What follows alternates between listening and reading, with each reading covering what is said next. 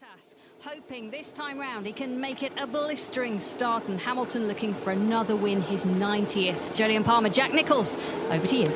And a reminder that Lewis Hamilton is the driver who leads this Formula One World Championship of 2020. His advantage over Valtteri Bottas is 47 points coming into this Grand Prix, so just a little under 2 wins worth.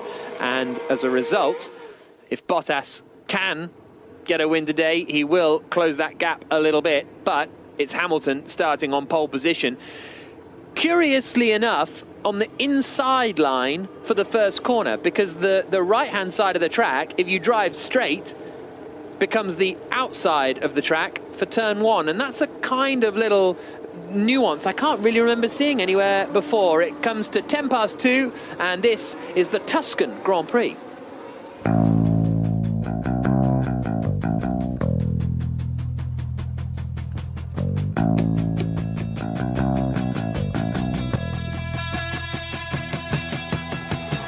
So the cars making their way around on their formation lap. Hamilton starts on pole position, Valtteri Bottas alongside him on the front row. Verstappen and Albon, the two Red Bulls, 3rd and 4th, with Charles Leclerc's Ferrari in 5th. Lance Stroll, Sergio Perez, Daniel Ricciardo, Carlos Sainz and Esteban Ocon complete the top 10. Lando Norris starts in 11th place, interestingly, starting on the soft compound of tyre, as is the rest of the top 10. 12th is Daniel Kvyat, 13th Kimi Raikkonen, 14th Sebastian Vettel, 15th Romain Grosjean, Gasly, Giovinazzi, Russell, Latifi and Magnussen, the rest of the top 20.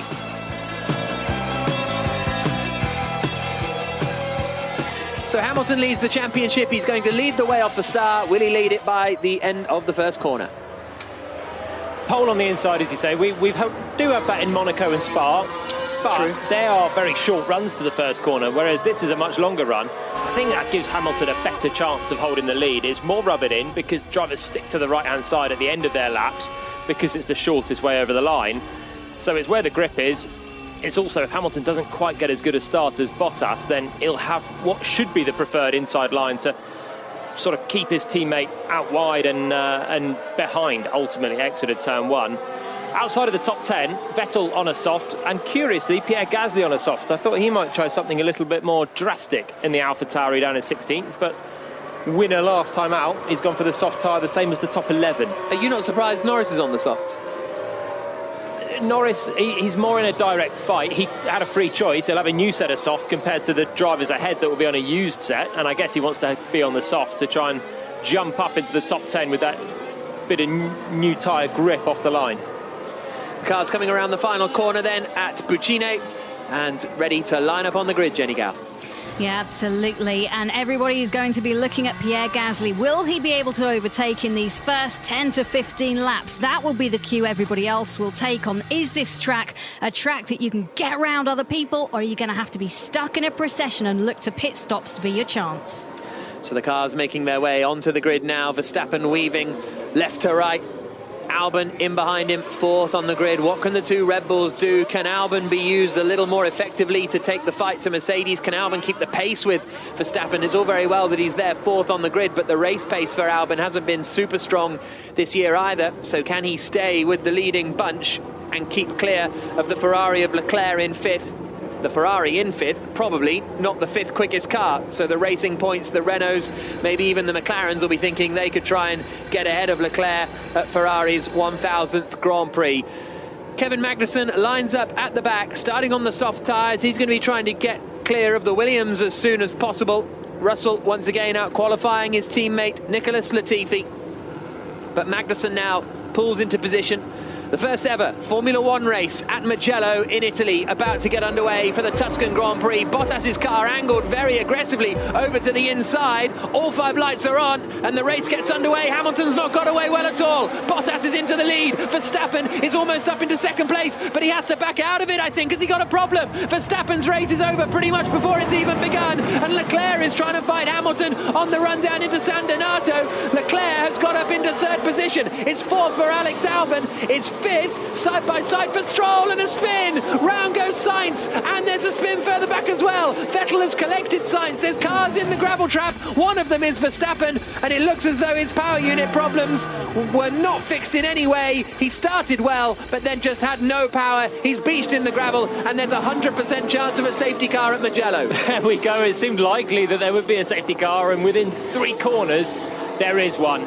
Carlos Sainz spun all on his own, really, fighting with Lance Stroll. Stroll was on the outside. I think Sainz carried a lot of speed in and lost it, and then was collected by Sebastian Vettel as well. I think Verstappen went straight on with Grosjean and Pierre Gasly.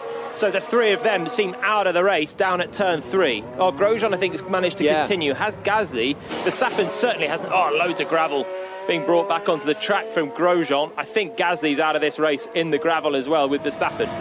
So, Bottas leading then, Hamilton second, Leclerc third, Albon fourth, Stroll in fifth. You're right, Gasly's out of the Grand Prix. He's got damage to the front wing. We're about to see what happened. Verstappen's in the middle. And Gasly seemed to just pile into the side of Grosjean, I think. Actually, Grosjean was unlucky there. There's contact on the straight on his inside. It's an Alfa Romeo that's come across on Gasly, who's then gone into the back of Verstappen, and Grosjean's been the innocent party on the outside. It was all from an Alfa Romeo, Kimi Räikkönen, moving across on Gasly, and basically they were 3 wide, which is the recipe for a crash. And then Sainz spun all by himself, as you say, and Vettel hit the back of him. So I think Vettel will have to come into the pits. I think Räikkönen will have to come back into the pit lane as well. Grosjean did well to get out of the gravel. In fact, he was lucky because he hit the wall and ended up at the grass on the outside. I'm stuck. This is what you get with this. Honestly. Räikkönen basically went steaming into the back of Verstappen after that contact with Gasly. Yeah, so I think Gasly's maybe ambitiously going for a narrow gap between Räikkönen and Grosjean. Räikkönen's moving from the left-hand side of the track towards the middle, as you would to try and open up the next corner, the left-hander at turn 2. But he's got 2 cars on the outside. If there was 1 car, Gasly could have moved over, but because there was 2 cars, Gasly's got nowhere to go. He has contact with Räikkönen, who then does steam into the back of Verstappen. Verstappen fuming. His race was already looking in tatters, though. He'd dropped through the entire field off the line with an engine problem that he had on the way to the grid. That didn't seem to be fixed, and he's out of the race. Räikkönen has come through the pit lane and will probably carry on, but he must have some lingering damage there because there was reasonable contact. It was kind of like Singapore 17. It was that sort of 3 into 1, everybody trying to get the right line into the corner, and then they come together, nerfing out Verstappen in front. And once again, it was Räikkönen on the inside, as it was back then. So Carlos Sainz lost it from 5th position, and Vettel just had nowhere to go behind. I think Vettel had made an all right start, made a couple of places, but nowhere to go, didn't know whether to go inside, outside, and Sainz just sort of hovered in the middle of the track. And so Vettel hit him, and he too has been through the pit lane and is now at the back of the field in 18th position. Tell you what, George Russell's up in 11th. Wow. Yeah, what a great start. He's got ahead of a lot of the spinners as Max Verstappen now trudges back towards the pit lane. The order behind the safety car is Bottas, Hamilton, Leclerc, Albon, Stroll, the top 5, Ricciardo, Perez, Norris, Kvyat, Ocon, the top 10, Russell, Magnussen, Latifi, Giovinazzi and Sainz, the top 15, Räikkönen, Grosjean, Vettel, the 18 runners, Verstappen and Gasly out of the Grand Prix. Yeah, so in all of that, we sort of overlooked the fact that Lewis Hamilton had an awful start from pole position. He went absolutely nowhere. Verstappen would have got him if he didn't have his engine problem. Leclerc was nearly alongside him as well into turn 1 from 5th on the grid. So Hamilton is lucky to still be second. Bottas this time couldn't not pass him into turn 1. He was so far ahead. Hamilton just... I think, did he have anti-stall? He just went absolutely nowhere. Verstappen's right alongside him, then slows. Then Leclerc gets the slipstream of Hamilton, and they're almost side by side into turn 1. But Lewis has that inside line. Behind him, Lance Stroll had a great start and was side by side with Alex Albon, but couldn't make it through. And then it's Stroll who's side by side with Sainz. Maybe there was a tiny touch there. Sainz went all the way around the outside of 2 cars at turn 1. It was a really, really nice move. We're just hearing a replay on board with Hamilton. Almost just nothing. Just wheel spinning away. No grip at all on the inside. So awful start. Bottas is 2 car lengths clear into turn 1. And Hamilton then fighting for second. the Verstappen stopping was a bit sketchy, wasn't it? It reminded me of Michael Schumacher and Luciano Berti back in Hockenheim 2001, where Schumacher had some problem off the line and Berti just went piling into the back of him, but luckily everyone avoided Verstappen until turn 2 at least. And actually Leclerc had to back off the throttle because Verstappen suddenly slowed. Here it is, on board with Max. Gets a brilliant start. He could have challenged Bottas down to turn 1, but just no power. No power! And that's scary, having a field of cars going either side, having to lift off and basically take evasive action from a slow Red Bull. Always a tricky time. He got through turn 1, he's lost about 10 places there, and then he's going to get a whack from Kimi Räikkönen. There it goes, and he's in the gravel. That's one of those, what is even the point in getting up in the morning? Yeah. Jenny Gow. Yeah, just having a little look. Vettel came in, did a pit stop. It was quite a lengthy pit stop. They had to replace the front wing. They've put him on a set of medium tyres, so he'll have to look at what he's going to do strategy-wise now. And just having a conversation with Mercedes about Lewis Hamilton's poor start. It was wheel spin. You could see the left of the grid box Ocon sideways. needs the box, his rears are on fire, literally. Interesting. Ocon needs to box, his rears are on fire, literally, says George Russell. He wants that top 10 position. We're just about to see Ocon come past. I don't know if the Renault strategists will have George Russell's radio on, and I don't know if they did, whether they would box Esteban Ocon. His car looks okay. Probably some exuberant brake heating, I'd have thought, for Ocon. And the car looks okay now. He's got a bit of air to cool down the brakes. It can get very, very hot quite quickly when you're going behind the safety car, reduced speed, less airflow to cool all components of the car down. And Russell's, I don't know, a weird attempt to try and get Ocon to pit has not worked for now. So only 2 retirements, safety car still out at the moment. This is going to help a one-stop strategy now. We've got quite a lengthy safety car. Still, we're on to lap 4. It could be coming in this lap or next lap, but if it was marginal for a one-stop, this is kind of eased, I think, some of the pressures of that one-stop strategy. Hard tyres available if they need them, but they were quite slow, the hard tyre, through practice, so it'll be interesting, that part, to see if people go medium after the soft and try and go to the end on that, or switch to the hard for a smoother run to the end, albeit maybe a slower run. I know if is we're just about to see what happened with Gasly. He was coming around turn 1 then at San Donato, then heading towards Lecco, and looking at it, he couldn't almost not go for, because Raikkonen was sort of a bit out of shape and not going very quickly. He kind of had to pull alongside there, didn't he? It was a really risky move for Gasly there. It was a gap that was so tight at the best of times. Raikkonen was struggling for traction on the exit of turn 1 and then moved back towards the right, hit Gasly, who hit Grosjean, and Verstappen got collected as well. It was a squeeze for Gasly to be going for that gap, and I think if a driver was thinking more about the championship, they certainly wouldn't be sticking their car in that gap. But Gasly, starting from 16, probably needed to make hay on the first lap if he possibly could, but a little bit too far, that one. Mercedes 1, 2, 3 at the moment, Jenny. Mercedes 1, 2, 3. Yeah.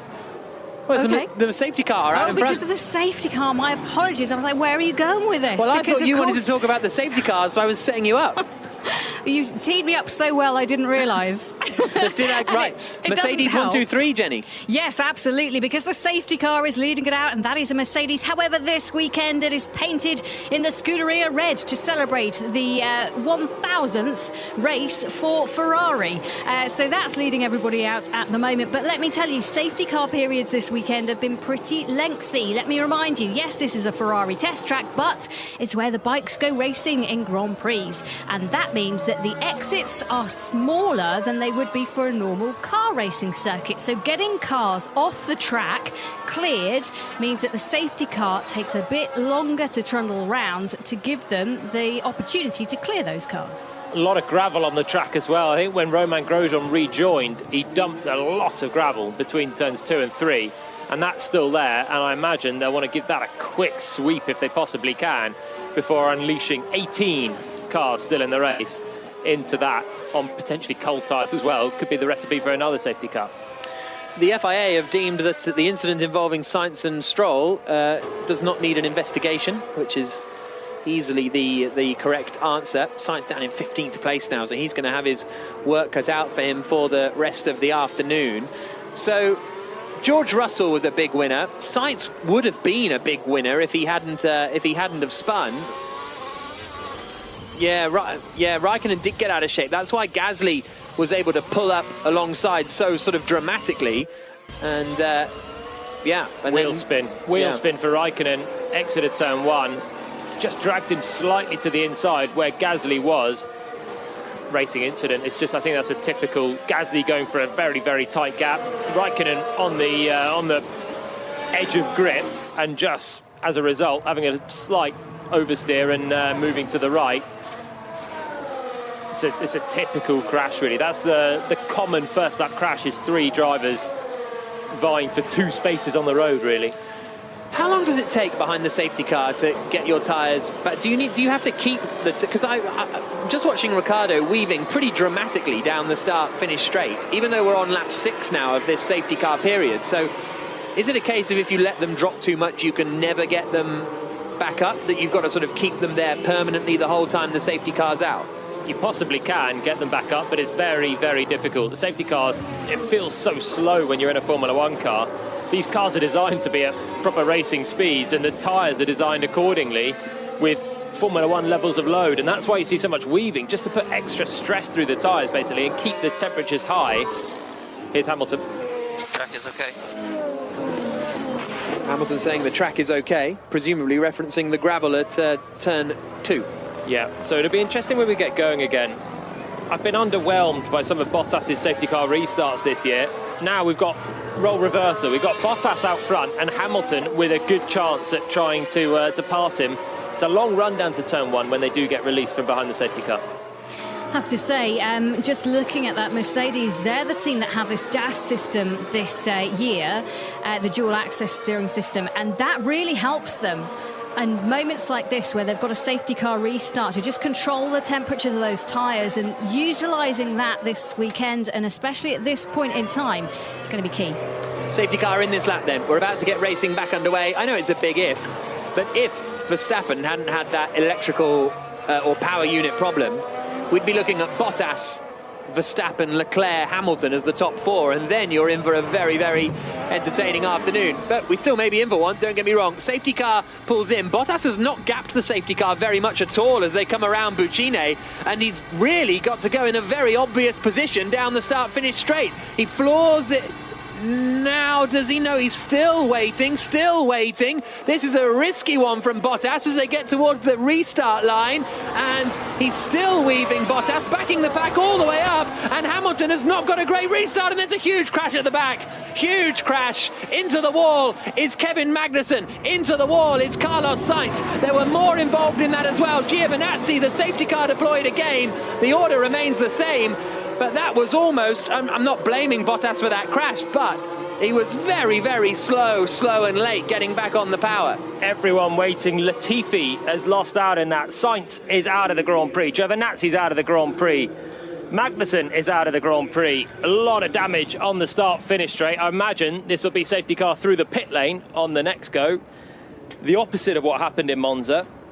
But it's all when they bunch up, and Bottas was weaving and everyone's starting to go and slow, and one person just needs to get that wrong and hit the car ahead, and then you're all out of sync, you're all askew on the start-finish line. Everyone's so primed to just dump the throttle and send it up to racing speed. And I can only imagine that's what's happened in the midfield. This is a race of attrition. Yeah, we've got 15 cars left already. 14, I believe. Oh yeah, Latifi's out as well. So we've lost Latifi, Magnussen, Giovinazzi, Sainz, Verstappen and Gasly. Russell's got a chance of a point here. Most of the drivers we've lost, sadly for him, have been from the lower reaches of the field, apart from Verstappen and Sainz. But he's still running up in 11th, George Russell. We wait for a replay on what happened in that melee. But Bottas has got another chance then with the safety car. It was such a risky play what he did there. He didn't let the safety car go enough. But he sort of did it. We're just getting a replay of what happened. So where does it all come from? Oh, so Latifi swerves to avoid Russell, and then that means Giovinazzi plows into the back of... Well, he must have stood on the... Did Russell get hit in all of that then? Someone was very slow. I think, was it Sainz that was very slow in the midfield, or was it Giovinazzi? That was stupid from whoever was at the front. They want to kill us or what? So we're looking at a replay now on board with Grosjean. Everyone... It's Magnussen gets absolutely ploughed into from Latifi. Latifi Obviously, swerves to avoid Magnussen, and then everyone comes in behind. The drivers further back think they're at full racing speed. Then Bottas slows and bam! Oh, it's a horrible crash. Because the drivers further back were flat out. They thought Bottas had gone. Obviously, someone must have left a gap in the midfield, then floored it to catch up. Then the leaders were still crawling around, meandering, and... that's a big closing speed, and it's Kevin Magnussen who got absolutely rear-ended by Antonio Giovinazzi. Sainz was caught up in that. He's holding his wrist, actually, Carlos Sainz, and doesn't look all that well. And we got a red flag. Is that fine from Bottas, that restart? Remember Nobihari Matsushita did a restart similar to that in GP2 in Baku. Yeah. In 2017, I think. And it didn't go down well at all. But we've seen Lewis Hamilton do those sort of restarts also at Baku. Yeah, you're right, actually, waiting right until the line. Yeah, Hamilton has opted for that tactic. Bottas obviously didn't want to go. He was either not ready for the safety car to come in and didn't give the safety car enough of a gap, and that was a problem for him. Or he just simply wanted to do that to limit the slipstream effect for Hamilton. It was a risky play for Bottas out front anyway, because you've got sort of like a standing start almost again from halfway, and you know Hamilton can pretty much tell when Bottas is about to go. In the end, Bottas got a slight march on him, still had to defend pretty hard at turn one. Leclerc was in the mix, Albon was really tight, and when you go super slow all the way to the line, the cars are so bunched. Fortunately, this is what happens when you turn off the safety car lights so late. Well, that's an interesting point. I did think that the safety car lights only went out at the final corner at Buccine. Did they not go out earlier than that? No, I remember seeing it as they came past. It was only on the entrance to the final corner that the safety car turned its lights out. So maybe Bottas, the red flag, by the way, I don't think I've said that. Red flag, the cars will come to a stop. Oh, I did say that apparently. Right, I've forgotten what I've said and what I haven't said. But Jolien probably said it as well. But they come into the pits, and I remember thinking the lights were still on at the final corner, then thought, oh, they must be somewhere else on the track because I just haven't got my bearings with this circuit yet. But I think the lights were still on at the final turn. That must be why Bottas wasn't ready for it to come in then. And that's the only option he's got, I suppose. Yeah, that's the classic safety cars coming in when the lights go off. And if they go off so late, then how does Bottas slow down to give the safety car margin? It's a reasonable run out of the final corner to the pit lane. And if Bottas had floored it, exit a final corner like you normally do, he'd have overtaken the safety car and got himself a hefty penalty. So, yeah, I think Hamilton could be right then. If the safety car lights only went off at the final corner, then what else could Bottas do? Yeah. Well, everybody in the pits now then, is this too early to do your tyre change? On lap 9 of the Grand Prix, the fastest lap set by Romain Grosjean, a 1 minute 57.221 technically, but we haven't had any racing yet. But yeah, is this too soon to? Well, we'll do an update into 5 Live.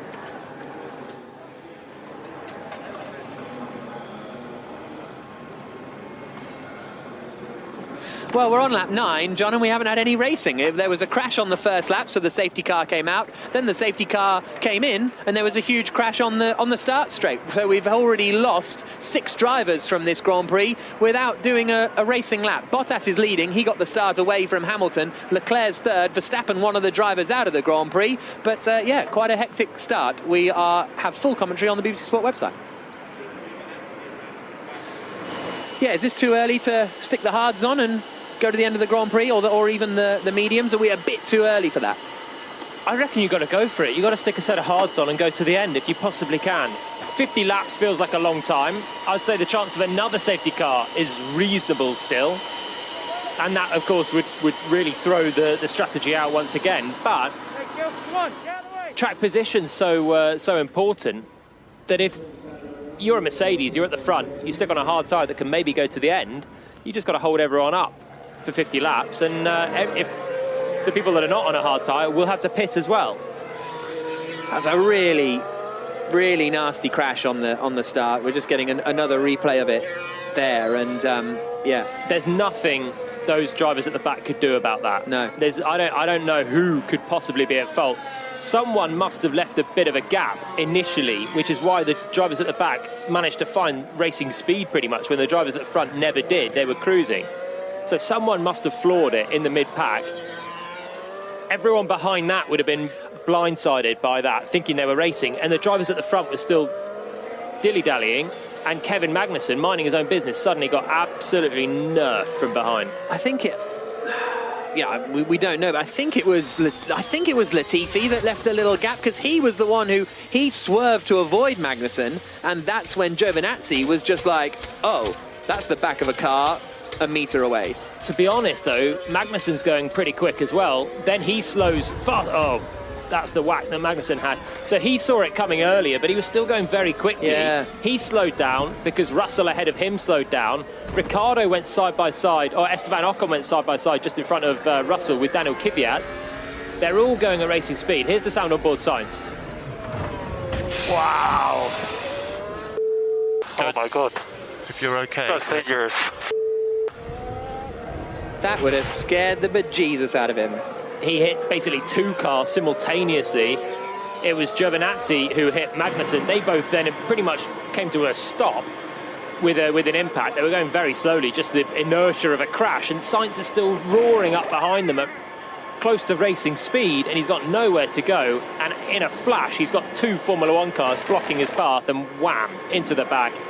Scary stuff for Carlos Sainz, who's been in the wars. Spin on the first lap, got back to the pits, gets going again, and before he even starts the next lap over the start-finish line, he's had a huge crash. Well, apologies there for Grosjean's language. He's wondering who the stupid fool is who did something. Jenny? Yeah, I mean, just looking at the tyres that people have got, everyone started this race with one new hard tyre that they could utilise, but Pirelli reckon that you could get about 35 laps out of that. Reminder, this is a 59-lap race, and they've already had 9 laps of it, so another 50 to go. Not many people have got a new soft now, so that's going to be something to consider. And medium-wise, well, the two Mercedes cars, Raikkonen, who's still in play, and Russell, who's still in play, all started this with 2 new mediums. So what happened at the restart, actually? So what happened is that with a restart that way, chaos was happening. Yeah, I think Valtteri, it was people going before you'd gone, so they all concertinaed into each other.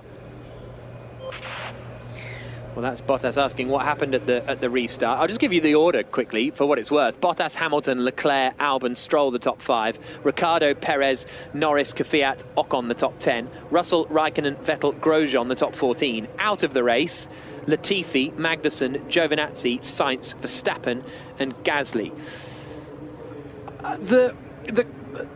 That way of doing a restart is dangerous. That's not to... I don't think I'm blaming Bottas or saying he deserves any kind of penalty, because if that's when the safety car light went out, then what else is he meant to do? Because he's not allowed to gap the safety car more until, even if the team have said the safety car's coming in this lap, until the lights go out, he's not allowed to really start gapping the safety car. And I don't think either, some people tweeting in saying this is why, you know, Mugello is unsuited for Formula One cars or anything like that. I don't think that's particularly relevant either in these two incidents. No, that's baloney. There's nothing wrong with the circuit on that. Yeah. This could happen at many circuits where you've got a long... It could happen at Monza. If Bottas or Hamilton last week had done a safety car restart in a similar manner to this at Monza, you're going to have a similar moment, really. It's a long run out of Parabolica. It's kind of a similar corner, 180-degree, quite quick final corner. You'd have the same incident. We've seen it before. The other thing is everyone's tucked in to get the toe. No one's fanning out to sort of see what's going on up in the future, because you've just got to be right under the gearbox of the car in front. Yeah. So, I mean, sometimes you do want to just fan out so you can see, especially if you're further back, you can see a few cars ahead when they go and actually get the jump. But because they're coming up to racing speed, they are in the toe. They're not thinking that they're trying to find the jump. They think they've already found the jump out of the final corner for the restart. I don't think I blame Bottas. If he didn't know the safety car was coming in until the final corner, he's got no other option. Very likely will be a standing start again.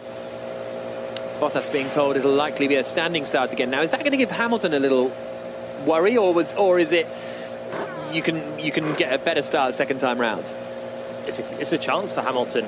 So standing start again. That's what we had last time out after the red flag, and that's going to mean that the hard tyre is going to be less preferable. Whilst it might get to the end without a pit stop, if someone behind's runs are soft, the hard tyre is going to be slow off the line, and it's going to give everyone behind who's on a softer tyre a chance to overtake. So track position, you might lose it if you start on a hard tyre.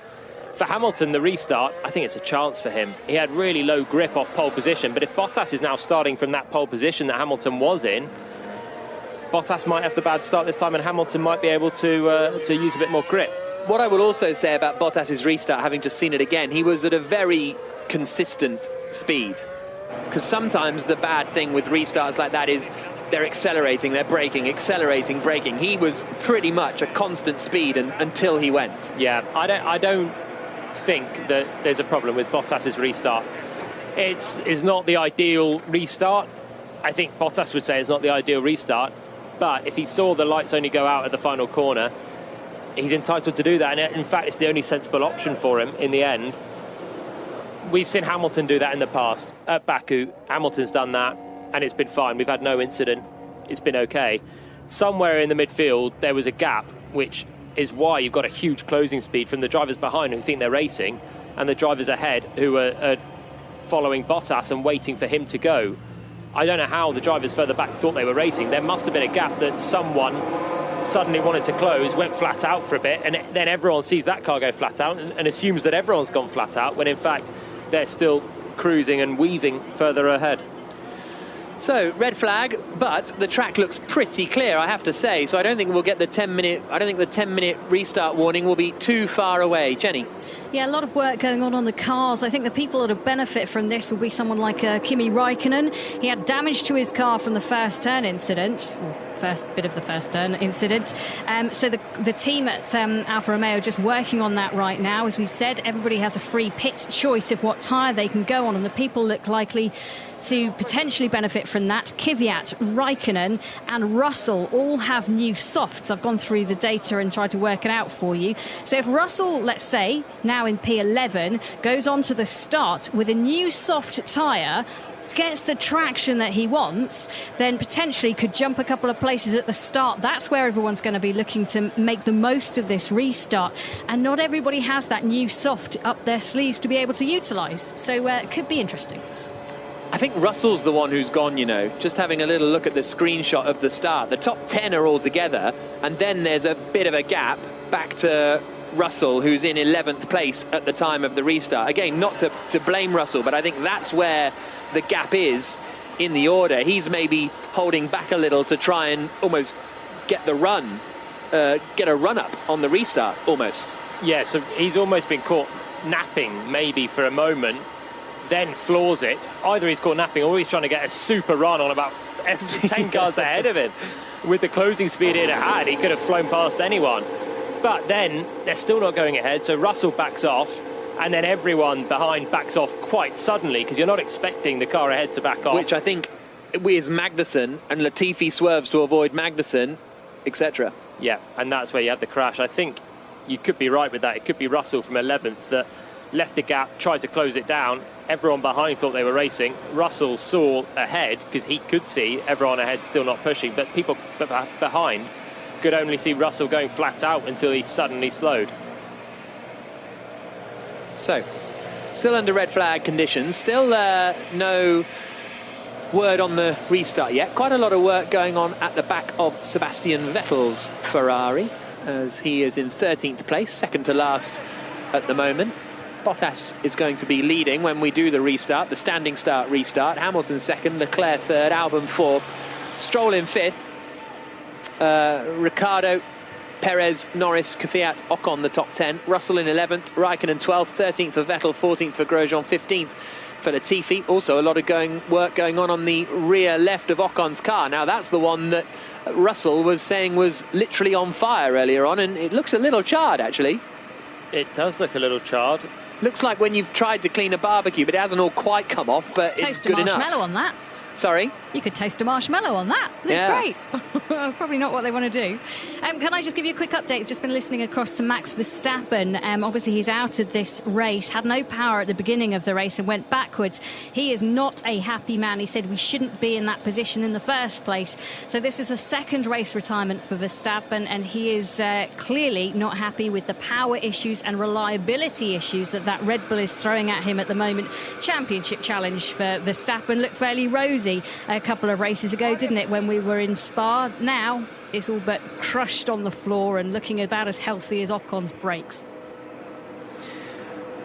The session will restart at 15:55, so that is an 11-minute warning, and the cars will be heading back out onto track. Bottas, it's interesting how he stays in the car through the whole red flag period. I think he's the only one. He certainly was one of the only ones in Monza. He's the only one I've seen so far today in this race as well. Yeah, he must want to just stay in the zone, Valtteri Bottas. He's got the race in his control now, really. If he could just keep the start on the restart, easier said than done. It didn't look like there's a lot of grip from pole, but he's got the race in his grasp, despite Hamilton taking that pole position. Daniel Kvyat out the car with a lot of kineso tape on his neck. It must be very, very physical, this track, for the drivers. And again, whittling away 10 laps without racing speeds will only be helping him. But Kvyat must be suffering a slightly achy neck. And I would imagine Sainz and Giovinazzi might be feeling a little bit of an achy neck as well, as we have got 8 minutes then till the start of the Grand Prix and or the restart of the Grand Prix. Well, is it even a restart if we haven't had any racing? It's not going to be a full restart, in terms of we will resume on lap 9, and we will see what happens when the race gets back underway. It doesn't look as though anyone is changing tyres, but would you sort of keep it quiet, I suppose, at this point and do it at the last minute? I don't know. Ocon's car is in the garage, so whatever the trouble was with the rear left has forced him back into the garage. Let's bring in the BBC Chief F1 rider, Andrew Benson. Andrew, what do you make of racing around Mugello? Haven't seen any. Well, they have. Yeah, well, we've seen a tiny bit, haven't we, Jack? We had the first sort of couple of corners, and what a mess! Goodness me! I mean, so much action. The first incident's pretty self-explanatory. You know, there's sort of concertina effect between the three drivers, with Gasly going between Raikkonen and Grosjean, and then cannoning into Verstappen, and Sainz spinning in what Ricciardo was christened a Seb spin, it looked like, with Stroll. But the second incident, I think we're still trying to get on top of that. What's really frustrating, Jack, is that we haven't seen an overhead shot, have we? We got a helicopter view of the first start, but what happened to the helicopter on the restart is my question.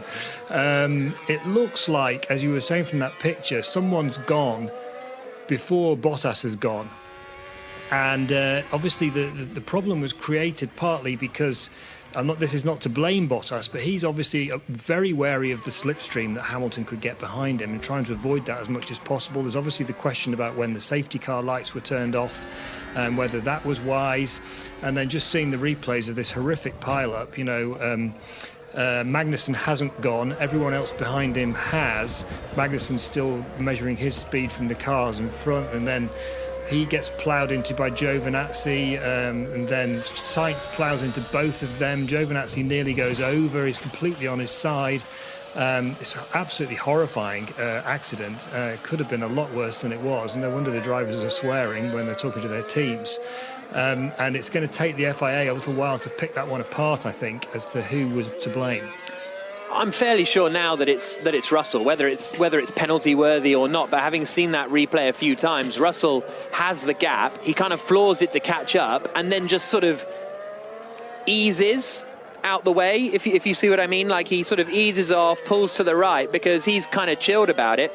Everyone else behind him thinks Russell's gone, so they're fully flat out, not expecting him to slow down in any way. So I think it's Russell that has caused the chain reaction. As I say, whether that's to blame Russell, I'm not particularly sure, to be honest, whether that's sort of penalty worthy, because that happens all the time really behind the safety car, doesn't it? Where people speed up, slow down, find your gap. It's not like you're all on the pit lane speed limiter, then when the lights go out, it's not like it's a rolling start, you know, it's a bit more fluid than that. Yeah, and it's a very unusual situation to have the restart literally at the start-finish line as well. Yeah. I think it is a perfect storm. Yeah, that's exactly it. A lot of contributing factors to a big crash. I think Russell certainly going very quickly and then slowing slightly as he realises the top 10 are not going is the catalyst in the end, but also the whole late turn off of the lights for the safety car, Bottas not going until the line, it all comes together to cause a nasty crash that thankfully everyone's walked away from. Jenny. We have another retirement from the race. Esteban Ocon is out, brakes overheated, they've retired the car. That puts George Russell up to P10. So 13 cars will take the restart of this Grand Prix after 9 laps. On the Checker Flag preview podcast yesterday, we predicted how many finishes there would be. I went for 20, so I think I'm wrong. Palmer went for, what, about 18? 18. Jenny went 17, I want to say. For the Belgian one, I said it's going to be a chaotic race, yada, yada, yada. It's going to be mayhem. And it was just not. Since then, we had the Italian Grand Prix that exactly was that, mayhem. Mercedes scrabbling through for some points in the end with Lewis Hamilton. Pierre Gasly wins the race. And now we've got mayhem again at the start of this one. I was just a race or two early with my prediction then. The track, it doesn't surprise me really, with a narrow track, with gravel, grass runoffs, everyone jostling very aggressively for position on the first lap because overtaking thereafter might be tough. The first safety car didn't really surprise me, and then the first safety car has caused the second safety car and the current red flag situation. What happens when we get racing again? Is everyone's still going to want to jostle hard for position? We've only got 13 cars racing, but track position means a lot. Big chance for Alex Albon today. Charles Leclerc's up in third. Albon has a chance of that first podium if he can just clear the Ferrari man. That's going to be an interesting tussle now. Well, is it a big chance for Albon, or is this...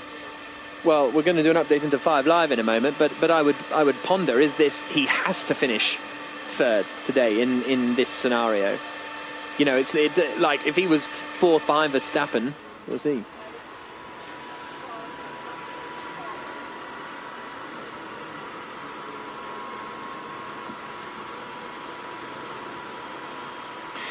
Still the same, but we are at least going to be going racing again in 3 minutes' time. Jolyon Palmer is with me for full commentary on the BBC Sport website and app. And Jolyon, Bottas is leading, Hamilton second, Leclerc third, Albon fourth. Verstappen is out of the Grand Prix. But the reason we're under a red flag was through a massive accident on the start-finish straight. Yeah, really nasty crash. Valtteri Bottas didn't restart in the conventional place, out of the final corner. He went very, very slowly all the way up to the line. I don't think he knew the safety car was coming in until the last moment. And that meant big closing speeds further back. And basically a huge concertina effect. The drivers further back thought they were going at racing speed, thought the race had restarted. The top 10 was still cruising behind Valtteri Bottas. And therefore, there was a big crash. Kevin Magnussen getting rear-ended by Antonio Giovinazzi. Carlos Sainz out of the race. Nicholas Latifi out of the race, on top of the early retirements of Verstappen and Gasly. And now we've just heard Esteban Ocon's out of the race from 10th position in the Renault as well. So 7 cars out, and we've barely done a racing corner. Now, Hamilton at the first start lost the lead to Bottas. Is this sort of redemption time? He's going to be starting second because the new rule for this year is the cars come around, line up on the grid and basically start the race again on the grid hatchings rather than behind the safety car. Big chance for Hamilton to get the lead back. Starting from pole, he had a lot of wheel spin and Bottas shot into the lead from second on the grid. The positions are reversed now, so Bottas starts on that pole position that Hamilton basically didn't like, or he got his start procedure all wrong, but he's now in second place where Bottas made a magnificent start. If Hamilton can reverse that on the next start, he'll be back in the lead that he thought he probably would be after qualifying pole yesterday. So it's as simple as that. We've got 7 drivers out of the race. We haven't done a single lap of racing. We're 9 laps in, and we've had about 5 or 6 corners in between the various safety cars and red flags. Chaotic afternoon on the BBC Sport website. So if you're just joining us, it is round 9 of the Formula One World Championship. We are in Mugello, the temperature is 30 degrees, and we've done 9 laps of the race. Not much racing has taken place yet. And the order: Bottas, Hamilton, Leclerc, Albon, Stroll, Ricciardo, Perez, Norris, Kvyat, Ocon, Russell, Raikkonen, Vettel, and Grosjean, although Ocon will not take to the restart because his brakes overheated and they've retired the car. Jolie and Palmer, this is an opportunity for people who maybe haven't been in this situation before. You've got to take these chances, haven't you? What a chance for George Russell. Up into 10th now. The grid's going to close up with Esteban Ocon being withdrawn from the race with that overheated rear left. So actually Russell was right when he said earlier on they should pit Ocon. He's out of the race, and Renault, now the cars have been stationary under red flag conditions, have had a look at that, and they've decided not safe to continue with that car. So 13 drivers left in it. Pretty much everyone that's in the race now will score points at the end. George Russell's never scored a point in 10th position. He's got to keep Kimi Raikkonen, Sebastian Vettel and Romain Grosjean behind him. There's still 50 laps, which will be 49 any second because the cars are fired up. And we're going to head round for another start of the Tuscan Grand Prix. Jolien, can you imagine if Williams score a point this weekend on the first weekend that Williams hasn't been run by a Williams? The irony. It'll be a little bit like when Racing Point was taken over from Force India, and the next race they qualified 3rd and 4th in the hands of Perez and Ocon. New ownership, and Williams on the brink of a point, but there's a long way to go in this race. There's basically a race to go, and most drivers on the soft tyre. Okay, so out they go onto the circuit. They'll do their out lap and then round to the grid again. It was quite... they seem to be struggling quite a bit with tyre temperature at the restart in Monza, but I couldn't quite figure out why that would... It was Ricciardo in particular, wasn't it, who had really cold tyres, but surely it's the same as a regular grid procedure because they've had the tyre warmers on. Yeah, you'd have thought so. Very slow lap at the moment for the drivers all the way around. And interestingly, Mercedes both on medium tyres. Okay. Bottas on mediums, Hamilton on mediums. Everyone else in the top 9 are on soft, and then Russell and Raikkonen, 10th and 11th, also on mediums. Interesting. I don't know. That's an interesting call, I find, that from Mercedes, because they've given themselves a lot of work to do, whereas if they do the same as everyone else, then they've just got to do the same to win the Grand Prix, but I guess they're not going to know. Exactly, they're not going to know what everyone else is doing, so they've gone for the more durable tyre, but it will be less grippy off the line. So we've got a chance for Leclerc and Albon. It is quite a long run down to turn 1. We've seen that already. With a slipstream effect, maybe a bit more grip off the line. They could try and attack these two Mercedes, who could be a little vulnerable on the medium tyre. Yeah. Here we go then. Sebastian Vettel just trying to get some temperature into his tyres. So we've basically got a conventional one-stop race still for everyone. No one's gone for a hard tyre gamble to try and go to the end without a conventional pit stop. Probably it was a little bit too long, and with a standing start, you'd lose too much ground if you were in any position of relevance.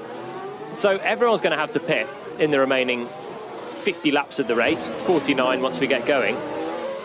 And it's just a slightly shortened Tuscan Grand Prix with 13 cars in it now instead of 20. Some big chances here. Leclerc and Albon, Lance Stroll maybe for another podium. That position's up for grabs. Hamilton and Bottas at the front. Are they beatable, or the Mercedes? Yeah. No. Okay. Not now Max Verstappen's out of the race, no. Well, Bottas is coming around the final corner then. The safety car will peel into the pits, and we will have a third go at getting this underway, this Tuscan Grand Prix.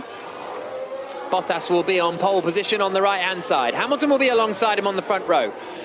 Leclerc in third for Ferrari. 4th, Albon in the Red Bull. 5th, Stroll. 6th, Ricciardo. 7th, Perez. 8th, Norris. 9th, Kvyat. 10th, George Russell. 11th for Raikkonen. 12th for Vettel. And 13th is Romain Grosjean, the man still with the fastest lap of the Grand Prix. They're going to be starting lap 9 as they come across the line when the race gets back underway. Jenny. Yeah, just been listening to Alexander Albon's Red Bull radio. He's been told to avoid the right-hand side where the pit exit is. There's fluid on the track. He's been told stay left at restart.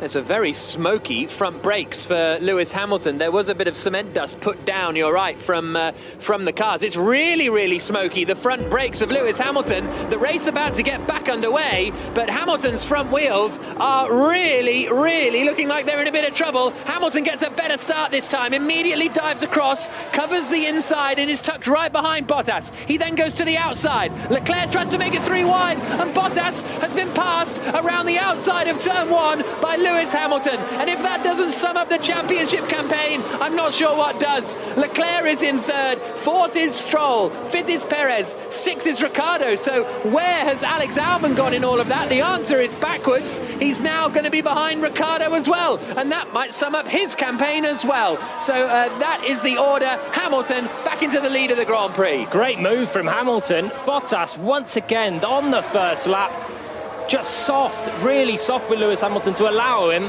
clean around the outside. They were side by side into the corner. Bottas can't afford to let Hamilton round there, and he did. Hamilton leads, he's back in front, and now he's going to be very, very difficult to stop. Further back, Albon's had a shocker. From 4th, this is a great opportunity for him to get a podium. He's down to 7th. He's fallen away behind Stroll, Perez and Ricciardo.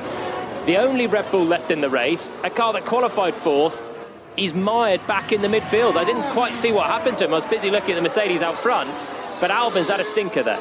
So Hamilton leading at the end of the first lap of racing, really, as they come over to complete lap 10 and start lap 11 of 59 in the Tuscan Grand Prix. Leclerc trying to weave quite dramatically in 3rd place because he knows he's got Lance Stroll closing in on the back of him.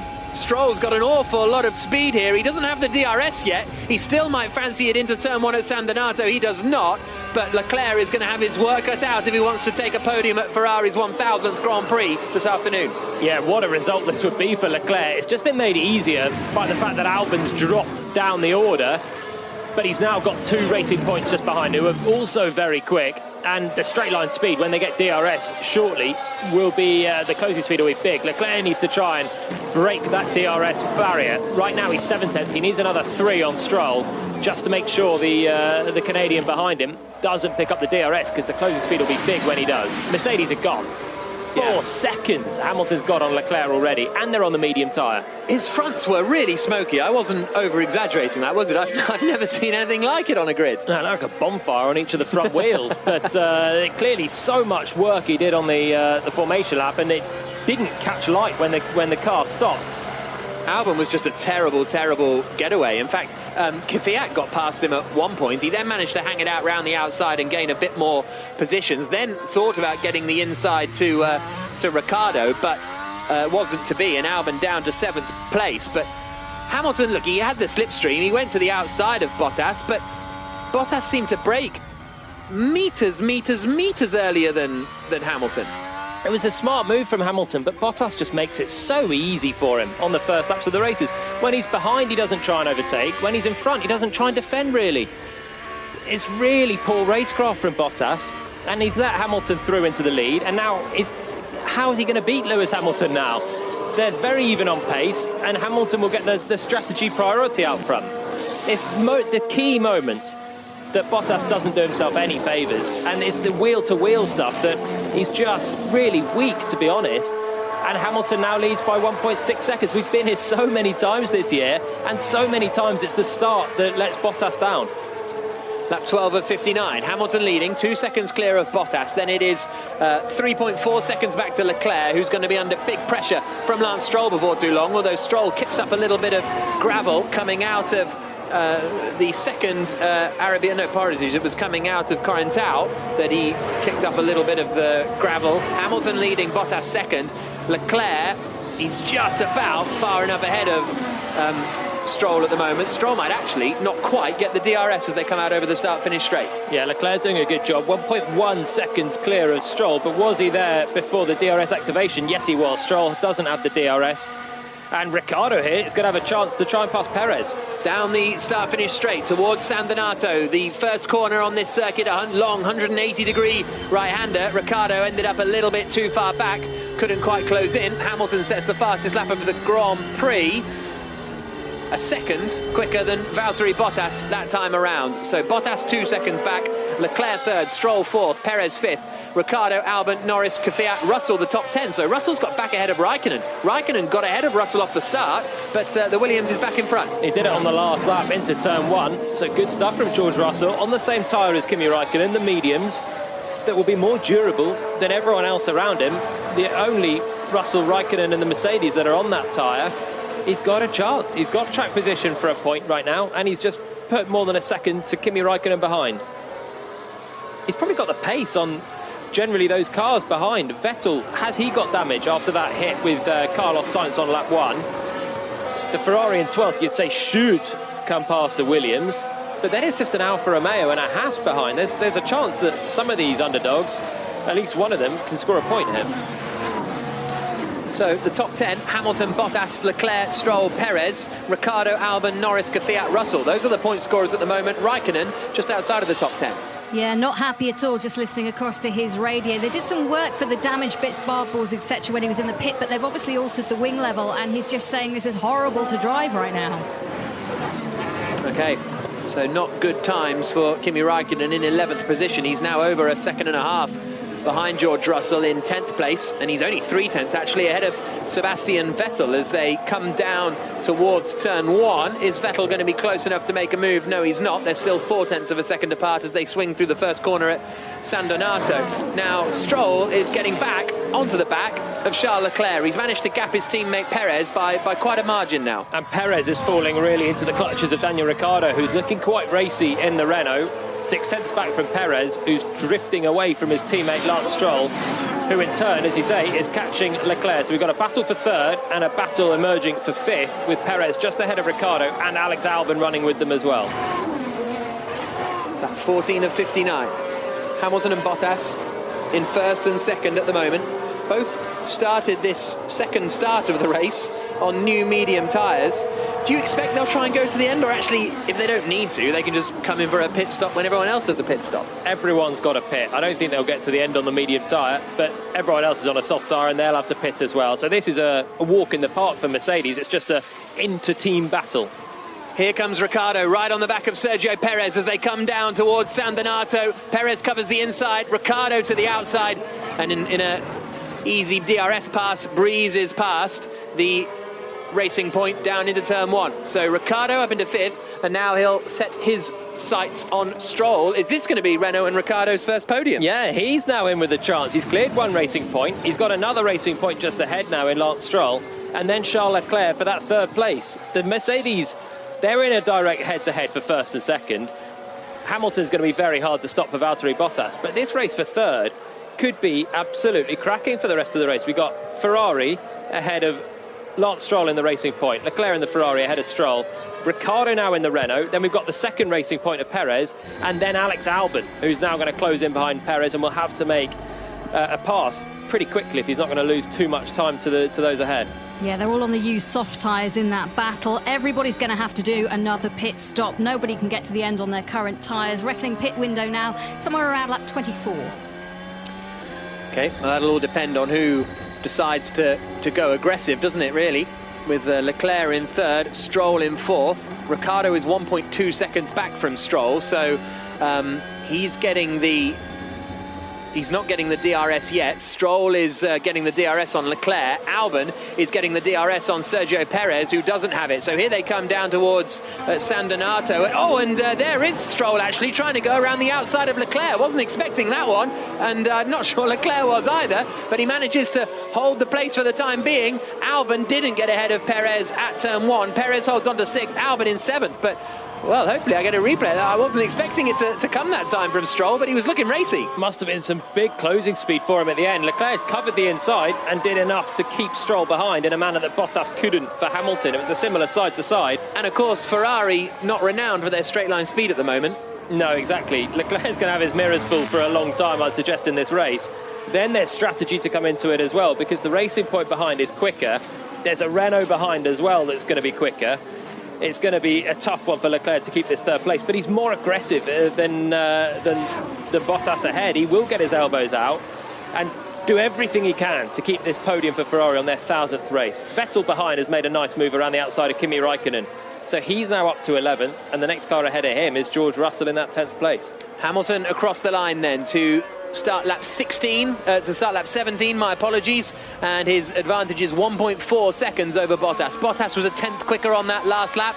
The gap came down from 1.5 to 1.4 seconds. Now, Ricciardo has joined the DRS train behind Charles Leclerc. Albon is closing in again on Sergio Perez, but he's not going to be close enough to make a move into the first corner. Has a little nose towards the inside, but nowhere near actually making the pass, Alex Albon, but he's starting to look a little racy. This is all going to end up being a real old traffic jam behind Charles Leclerc. Here's Albon's radio.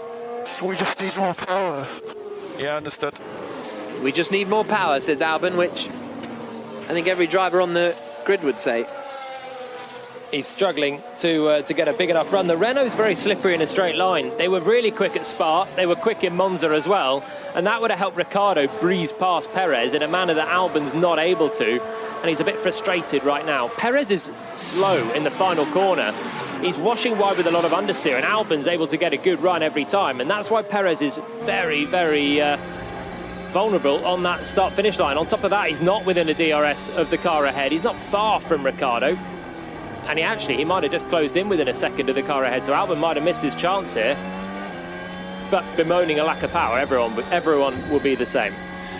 We'll just see what happens as they come over the start-finish straight again, because Stroll once more is 7 tenths behind Leclerc as he gets to open up the DRS. Perez went really wide this time. Albon's going to have a chance, I think, with the DRS. Perez is understeering horribly at the final corner, doing so much distance. Here comes Albon. Stroll, here comes him as well to the outside of Charles Leclerc, sends it round the outside and gets the job done. So Lance Stroll now up into third position, looking for his second podium in as many Sundays, and Albon gets Perez as well. So Albon up into sixth place, one racing point moves forward, the other moves backwards. Daniel Ricciardo is now on the back of Charles Leclerc in their fight over what is now going to be fourth position. So we're getting a replay of how he did it, and ultimately it was a DRS pass. Leclerc tried to hang it in on the inside, and Albon's done well there to get Perez. That was a good kind of pass. He got alongside with the DRS, but still had to get it done on the corner. Committed on the brakes. Perez had a lock up on the inside, trying to match Albon on the brakes, but the Red Bull maybe doesn't have the power. It's got good grip.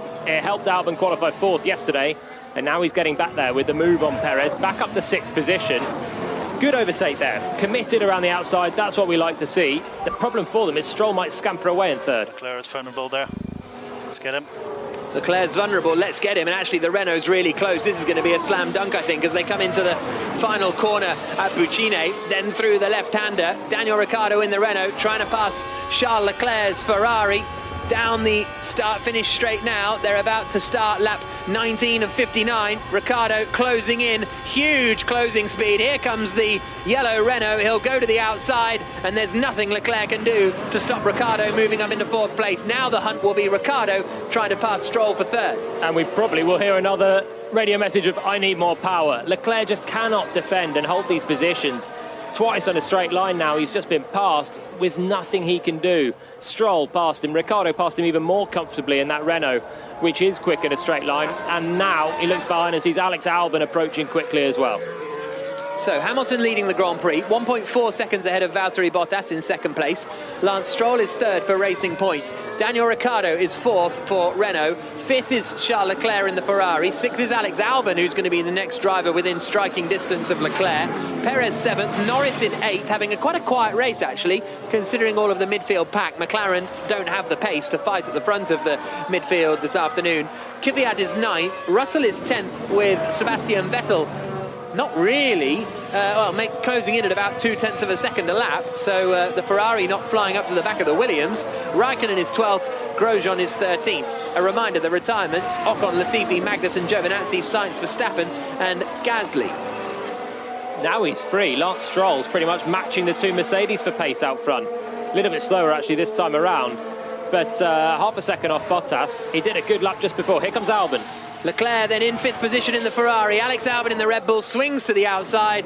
Once again, a straightforward overtake. Nothing Leclerc can do to keep those quicker cars behind him. Those quicker cars in a straight line, crucially, behind him. So Albon now up into fifth place.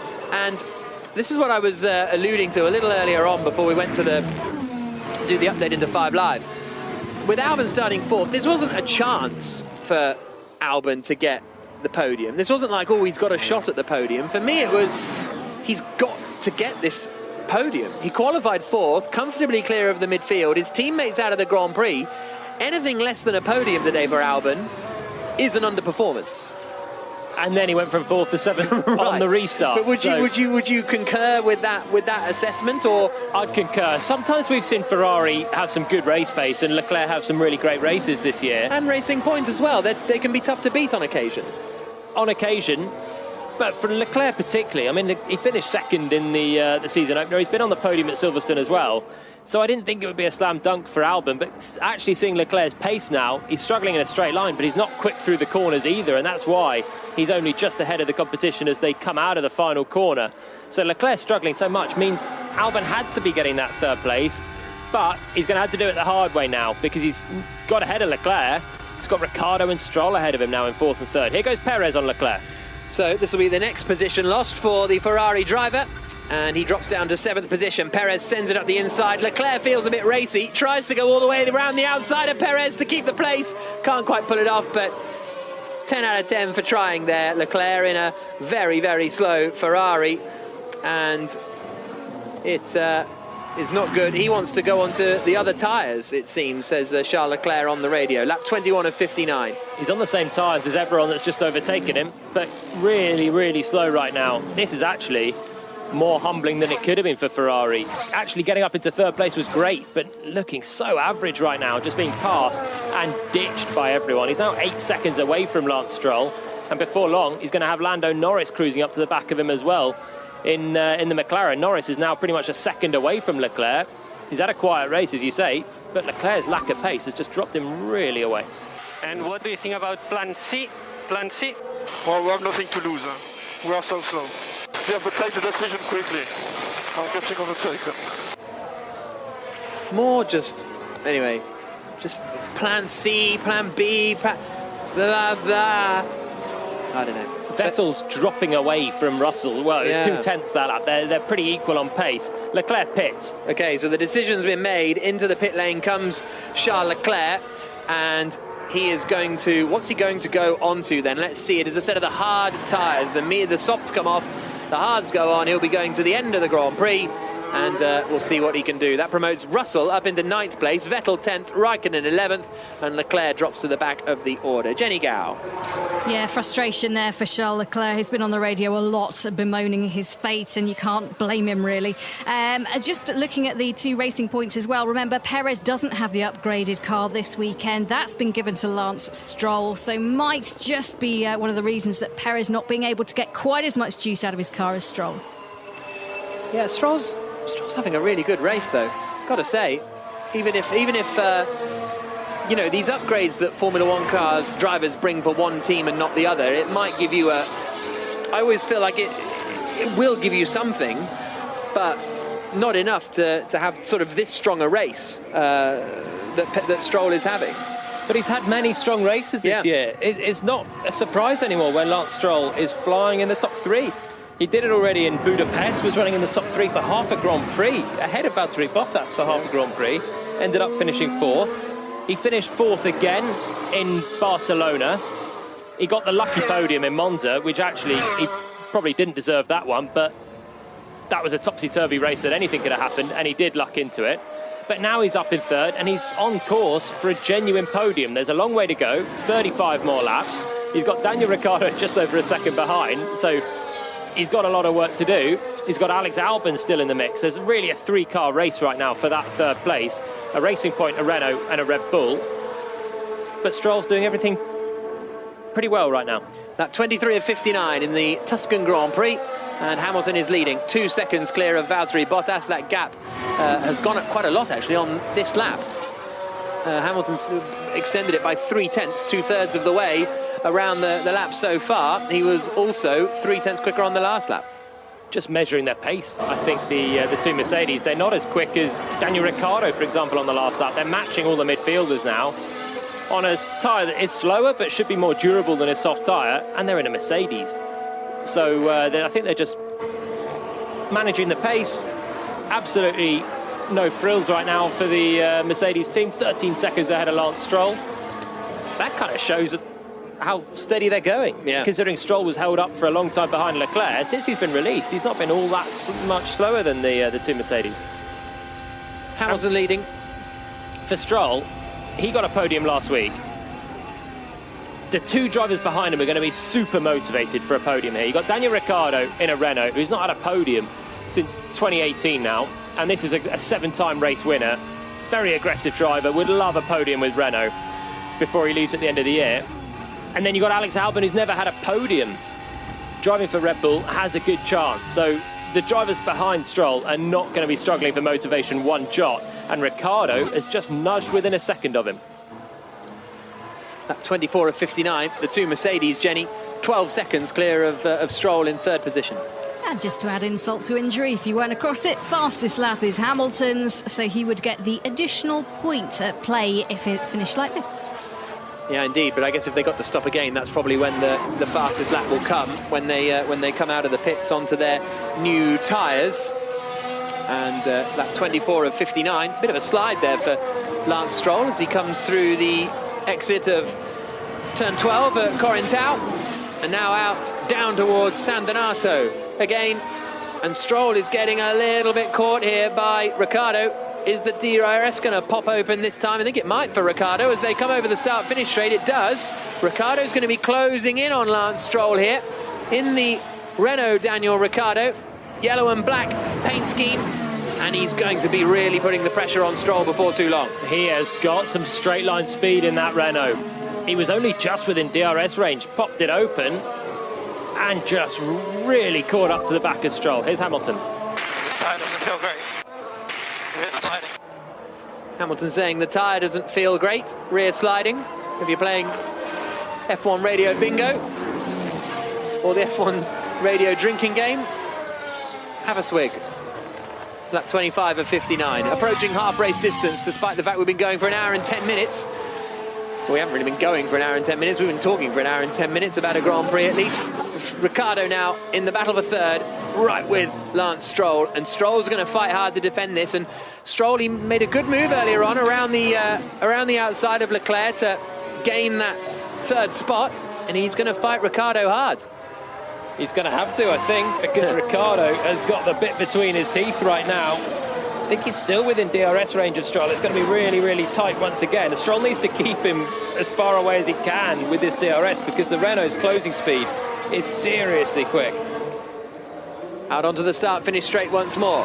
Across the line this time, the gap between Stroll and Ricciardo, as they cut the timing beam, hasn't... I think it's over. He didn't have the DRS there, did he? 1.1 seconds. Yeah. He just dropped a couple of tenths in that final sector. So Stroll has a bit of a breather on this lap. Albon in fifth now is he's kind of doing his own thing. He's a few seconds back from Ricciardo. Ricciardo's putting pressure on Stroll. He's just sliding slightly coming out of turn 3. He's really using the tyre to try and catch and pass for third position. Albon is not engaging right now in this battle. Possibly he's saving his tyres and they can do something a little bit different on strategy. Leclerc is fighting with Romain Grosjean. He's going past Grosjean and up into 12th place. He's on the hard tyres that he changed to a couple of laps ago. So Grosjean on his old softs has been overtaken. Grosjean's kind of the only... well, I was going to say he's the only back marker in the Grand Prix, but he isn't actually, is he? Because George Russell's still running up there in 9th position. Lando Norris, Jenny, up into 7th place. Yeah, he's been on the radios watching Perez, who's in front of him, and is saying he's really struggling on his tyres. He's expecting Sergio Perez to pit very shortly. So let's see the pit window. I was predicting opening around lap 24, so we're in it now. Let's see how his Norris's radio. And I know we're thinking about doing the undercut on Perez with pace 10. Pace 10, what do you think? Yeah, confirm. Yep, I think undercut. So Norris wanting the undercut, and he doesn't come in this time around. Ricciardo, 9/10 of a second away from Stroll as they come down to turn 1. So he might have had the DRS, but he's not going to be close enough to overtake. Lap 27 of 59. Do you think...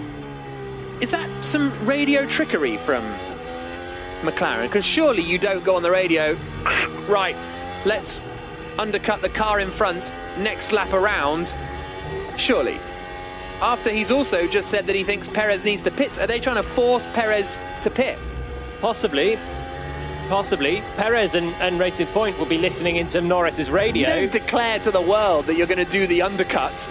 No, so it was explicitly. Quite obvious, wasn't it? For the second tyre set, I want opposite to Lewis. Right, but he's not going to be allowed that, surely, because Hamilton wanted the opposite tyre to Valtteri in somewhere earlier on this season. I can't quite remember where it was, but there was somewhere, wasn't there, where Hamilton wanted the opposite tyre and they were like, no, you got to have the same. I think it was at Austria, the first race. Yeah. I think it might have been. And he didn't get it, and Bottas won the race. I'd be amazed if Bottas gets a different tyre. They're both on the medium. They can choose anything. Ricciardo's going for the undercut now on Lance Stroll. In comes the Renault. Off go the softs. On go the mediums. Away he goes. Very neat, quick pit stop. Now Norris is going to be close to overtaking Sergio Perez. If he doesn't manage to do so, down into turn 1, goes to the outside, and he does get past. So Norris up into 5th position, although Ricciardo has pitted.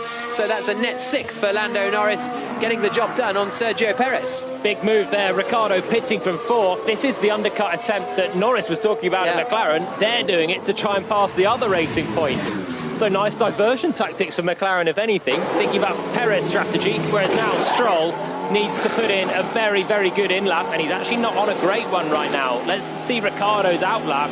Ricciardo's outlap looking good. Green mini sectors everywhere. Raikkonen's having a nightmare in the pits. He was up on the jacks. Like, they hadn't lowered him down. It was a slow pit stop. They then did all the wheel guns, but they didn't lower him off the back jack, so he was trying to hit the power and the wheels were spinning. He was up in the air. So that's a real problem for Raikkonen. He's last and miles off the back. That's scuppered any chance. Ricciardo's done the fastest middle sector of anyone. He's going to undercut Stroll here. Stroll surely will pit this time around. He comes out of the final corner and does not. Interesting decision from Racing Point, or is that the only option they've got? The game was up. The game was up for them, and Ricciardo's going to catch Daniel Kvyat. The battle for 7th place. Kvyat hasn't pitted, and now the only thing that Racing Point can hope is that Kvyat can hold Ricciardo up and get Stroll net back ahead of him, because Ricciardo did a really good outlap there. And fastest middle sector of anyone, he basically did enough to undercut. So if the Racing Point pitted Stroll, they'd pretty much have the same tyres to the end of the race. Only Ricciardo would be ahead. The only thing left for them is to go a lot longer now and try and get Ricciardo back later on. Ricciardo's last podium? 2018 Abu Dhabi? Monaco. Wow, Monaco 2018, was it? Hasn't had a podium since he won the Monaco Grand Prix, what, a year and a half ago. Out of the pits comes Sebastian Vettel. That's 2.5 years. 2.5 years ago, my apologies. Well, you do the research, I'll do the math. Let's just say pretty much 2 years ago. Vettel back out on circuit, but Jenny, that was a terrible time for Kimi Raikkonen in the pits. Yeah, he's been on the radio for lap after lap complaining about the front wing, saying unless you change this, I'm not going to have any tyres to get to the end of this race. So they've changed it, but in changing the front wing, they've actually done a really bad stop, couldn't release him, and then it all went wrong. So a bad race turning into a worse race for Kimi Raikkonen. What happened there? I'm not sure. I think there was a problem with the light, but I'm not sure. So yeah, we've just seen a replay, and Raikkonen thought it was ready to go. They both fixed their rear wheels, and he was hitting the throttle. The wheels were spinning, but he was still up on the jacks. Now, into the pits comes Kvyat. That, crucially, frees up Ricciardo, so he doesn't lose too much time behind the Russian. Norris pits as well, having just passed Perez on track. Now he's just trying to maintain it. Oh, steady from McLaren. He couldn't go because Daniel Kvyat was pitting. Sensible from Norris and McLaren just to hold him. Almost an unsafe release, but actually they did well there, and he should have enough in the tank to stay ahead of Perez, who stayed out there. As has Lance Stroll once again. Ricciardo now in clear air. Now he can just go quickly, lap after lap. He's got a lot of clear air ahead to eat into that gap to Albon and Stroll, who are staying out and trying to get a tyre delta for the end of the race. Leclerc has come out just behind Sergio Perez. So Perez has pitted. Leclerc, who pitted a long time ago on the hards, is behind Perez. I think something might be up with Bottas, you know. He's slowing dramatically. A second and a half slower than Hamilton on the last lap. The gap has just suddenly gone to nearly 6 seconds.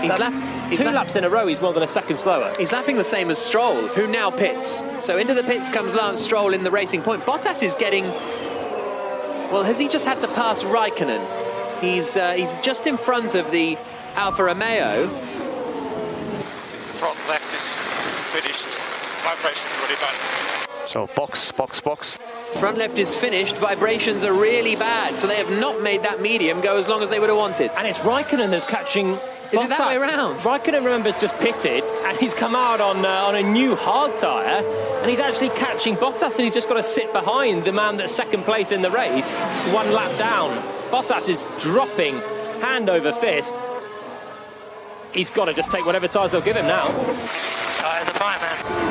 Get a move on Lewis. Basically, the undercut is powerful. Undercut is powerful. We have to stop him for safety reasons. So Hamilton saying the tyres are fine. Bottas saying, I want to come into the pits. Is it a bit of trickery from Bottas to say, I want to try the undercut, or not at all? He's dropping so much. He's a second slower than Hamilton in the middle sector. He's a second slower in the first sector as well. Now he pits, and Bottas, he's just lost any chance of the undercut by losing so much time. So Mercedes pitting from the mediums onto the hards. Hamilton, that was a real touche moment on the radio there. Tyres are fine, just as we see Bottas dropping like a stone. Hamilton's cruising out front. Pete Bonington, his engineer, saying, we get it, you're looking good, but we're going to pit you anyway because we don't want Valtteri to undercut you. They've probably got a couple laps before they have to jump, but Hamilton to come in anytime soon, basically, and just cover off this threat of a Bottas undercut, but it's a really distant threat. Albon now second because Stroll has pitted and emerged 3 seconds behind Ricciardo.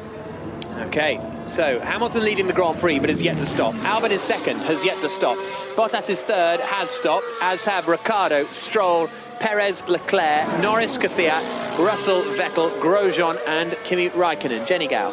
Yeah, worth noting that the restart, Albon and Bottas started on different tyres. Albon's made the soft tyre last longer than Bottas was able to make the medium tyre last. Well, they all pretty much did the same on the softs, didn't they? Everybody who started the Grand Prix on the softs went to about this point in the last couple of moments. Into the pits now then comes Lewis Hamilton. Nice clean pit stop for him, and that is his one and only visit to the Mercedes garage today. He will hope as he makes his way back out onto the circuit now and will resume in the lead of the Grand Prix. Bottas not even coming out of the final corner. Albon pits as well then from second place. So once Albon emerges, we'll have a full rundown of the order.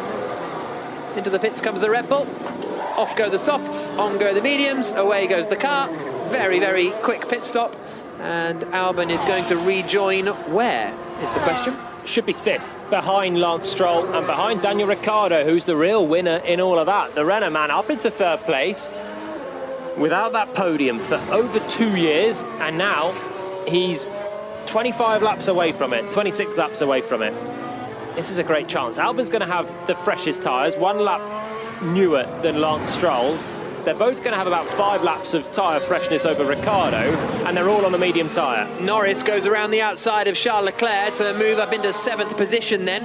Norris, who lost a little smidgen of time at his pit stop, has now got in front of Leclerc. Leclerc tried to hang it in on the inside but didn't have enough speed. So the order is Hamilton, Bottas, Ricciardo, the top 3, Stroll, Perez, Stroll, Albon. We're just getting a replay of Norris going past around the outside down into turn 1. Straightforward enough move for Norris, but good to be ahead of the Ferrari that's just falling backwards.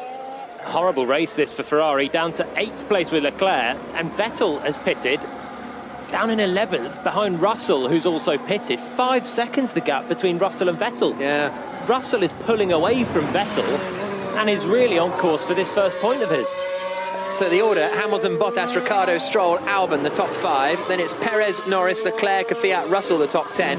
Vettel, Grosjean and Raikkonen, the top 13. And it's 7 seconds between Hamilton and Bottas now. It's then still 12 seconds back to Ricciardo. Stroll is 2 seconds behind Ricciardo. Then it's 5 seconds back to Albon in 5th. 7 seconds to Perez in 6th.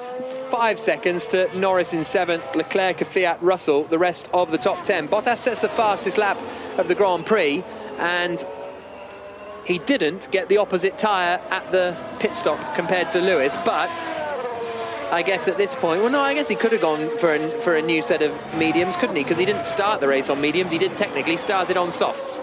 Could have gone for a set of softs as well. It would have been a scrub set of softs, but that probably would have made it. Okay, Lando, great job, mate, great job. Perez is in front. We're going to hunt him down now. He had 50% more deg than we did on the first stint. 50% more deg for Perez on the first stint, reportedly, as Norris is told, as they try and fight for 6th place. Meanwhile, Kimi Räikkönen and Romain Grosjean are going wheel to wheel, and Räikkönen goes all the way around the outside Grosjean at the first corner at San Donato. Nice racing there. Thought Grosjean was going to put Räikkönen off the track for a moment, but he didn't. Former teammates at Lotus and racing hard on track for 12th position out of 13 runners. Grosjean now slips into 13th with Räikkönen doing a nice move around the outside. Had a big slipstream, went to the outside. I think they had a little bit of a touch. Grosjean didn't give the place up lightly. They did have a very small touch. The left front of Grosjean, did it just clip the barge board of Räikkönen? Yes, it did. A little bit of carbon fibre popped off Räikkönen's Alfa Romeo as well, which he won't thank Grosjean for. But he's back up into 12th after that really long pit stop. How did Perez get back ahead of Norris then? Was it Norris's? Well, Norris had his sort of little slow stop in terms of a little stutter, but did he then lose too much time behind Charles Leclerc trying to pass the Ferrari man, and Perez going longer has managed to get back ahead because Norris made that move in the first stint? But did then Perez undercut him? Did Perez pit the lap after? Perez pit the lap after he lost the place, so he almost lost the place on track, then re-undercut him. Yeah, that's right. So Perez pitted earlier than Norris. It was Stroll that went longer in the other racing point, and that's cost him 3rd place. Perez pitted earlier to retake 6th place. Nice 3-car fight the whole way through this Grand Prix, really, for 3rd place. Ricciardo, Stroll and Albon. Now Ricciardo ahead of Stroll, but they all seem quite equal on pace. But the two chasing Ricciardo have got fresher medium tyres. Lap 36 of 59. Renault have just tweeted, this has become the longest Grand Prix in the history of Formula One. Now that Ricciardo's up into 3rd place, Stroll on longer than Malaysia 2016 for them. Was that a long Palmer's one? first point? Come on. But how long were you running in the points, the whole Grand Prix? No, about the last 15 laps. Yeah. After Hamilton went pop. Yeah. Lap 36 of 59. Sound you can hear, Sebastian Vettel. I nearly said plodding around in 11th place, which sounds slightly disrespectful to the 4-time world champion, but he doesn't exactly have a huge amount of pace compared to George Russell in front of him. We're just getting a replay of a little bit of something flying off Sergio Perez's car as he came around Arrabbiata 1. A little bit of carbon fibre from the sort of bottom left of his car, but he's running in 6th place at the moment, and he's got about 4/10 a lap on Lando Norris. If the last lap is anything to go by, the gap is now up to 5.3 seconds. I think it was under 5 when that radio message came through a few laps ago telling Norris that we're going to hunt Perez down. So not to be the case at the moment. Vettel then running in 11th place, Jenny. And about 1 million years ago, there was a message to Vettel once he'd overtaken Kimi Räikkönen saying, come on then, let's get this, let's do this, let's close down George Russell. I think that was like lap 10. It's not gone well. It's that. Here's Bottas' radio. So Martin, we are worried about the fronts. We thought front right actually was the issue there. So we want to get to the end. The stint is longer. So I think that's probably the reason that he's been given, that they haven't put him on the different tyre. Now Charles Leclerc is under pressure from Daniel Kvyat in the Alpha Tauri. So Leclerc just having 0 race pace at all. Both Ferraris having 0 race pace, as you were just alluding to, Jenny. And Kvyat almost fancies a look coming into the left-hander of Materassi, named after Emilio Materassi, the 1920s Italian racing driver who would often compete around the road races that they'd have in this part of Italy, some 20 kilometres long back in the day, before this track was then built in 1974. And Kvyat trying to get past Leclerc for 8th position. I wasn't expecting that, to be honest. I wasn't surprised that Leclerc had dropped behind the rest of the midfield pack, because he was kind of fortuitous in qualifying to be starting in 5th. because a lot of the other drivers had their laps ruined by yellow flags. I didn't quite expect him to be caught by Daniel Kvyat and for George Russell to be lapping 0.3 of a second a lap slower than Leclerc. I actually thought he might be able to hang on to a podium. It's the sort of race that Leclerc somehow ends up on the podium at the end of the Grand Prix when there's trouble for others, and now he pits. So he's going to fall behind George Russell, Sebastian Vettel, and drop out of the top 10, try and do a racy final stint on a two-stopper to get to the fringes of the point. Off go the hards, on go the mediums, away goes Leclerc.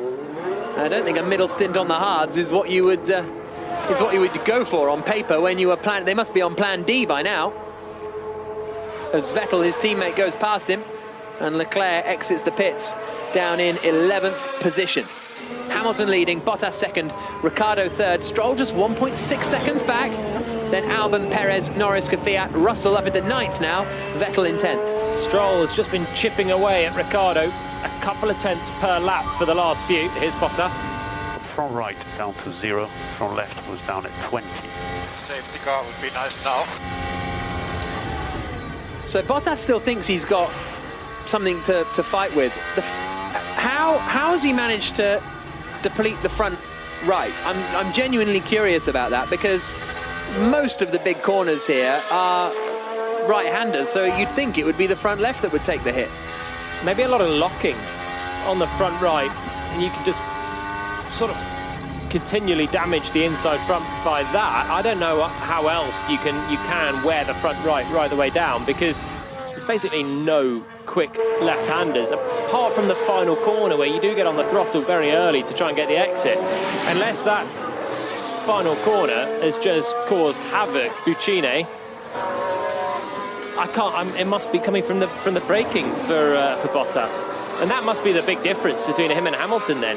Hamilton must have more equal wear across the front. And Lewis, instruction from the pit wall to both cars. We just want to stay off the curbs, just to maintain tyre integrity. Which curbs? So we're talking pretty much as many as you can, Lewis. In fact, all of them. It's particularly the high-load curbs. So Hamilton and Bottas both being told to stay off the curbs, as they were in Austria, though that was due to a different issue.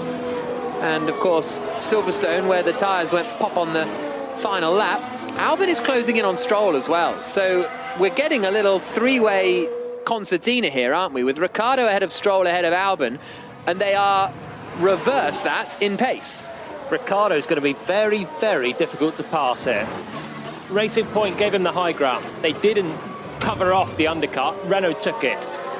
Racing Point then pitted about 5 laps later, so Stroll therefore is on the fresher tyres and he's going quicker. Albon pitted 1 lap later and is going quicker than Stroll as well.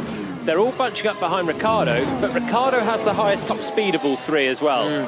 He's not going to be easy to pass. On top of that, he's very good wheel to wheel and he's very late on the brakes. A good top speed and very good on the brakes means that he's very difficult to overtake, basically, for anyone behind.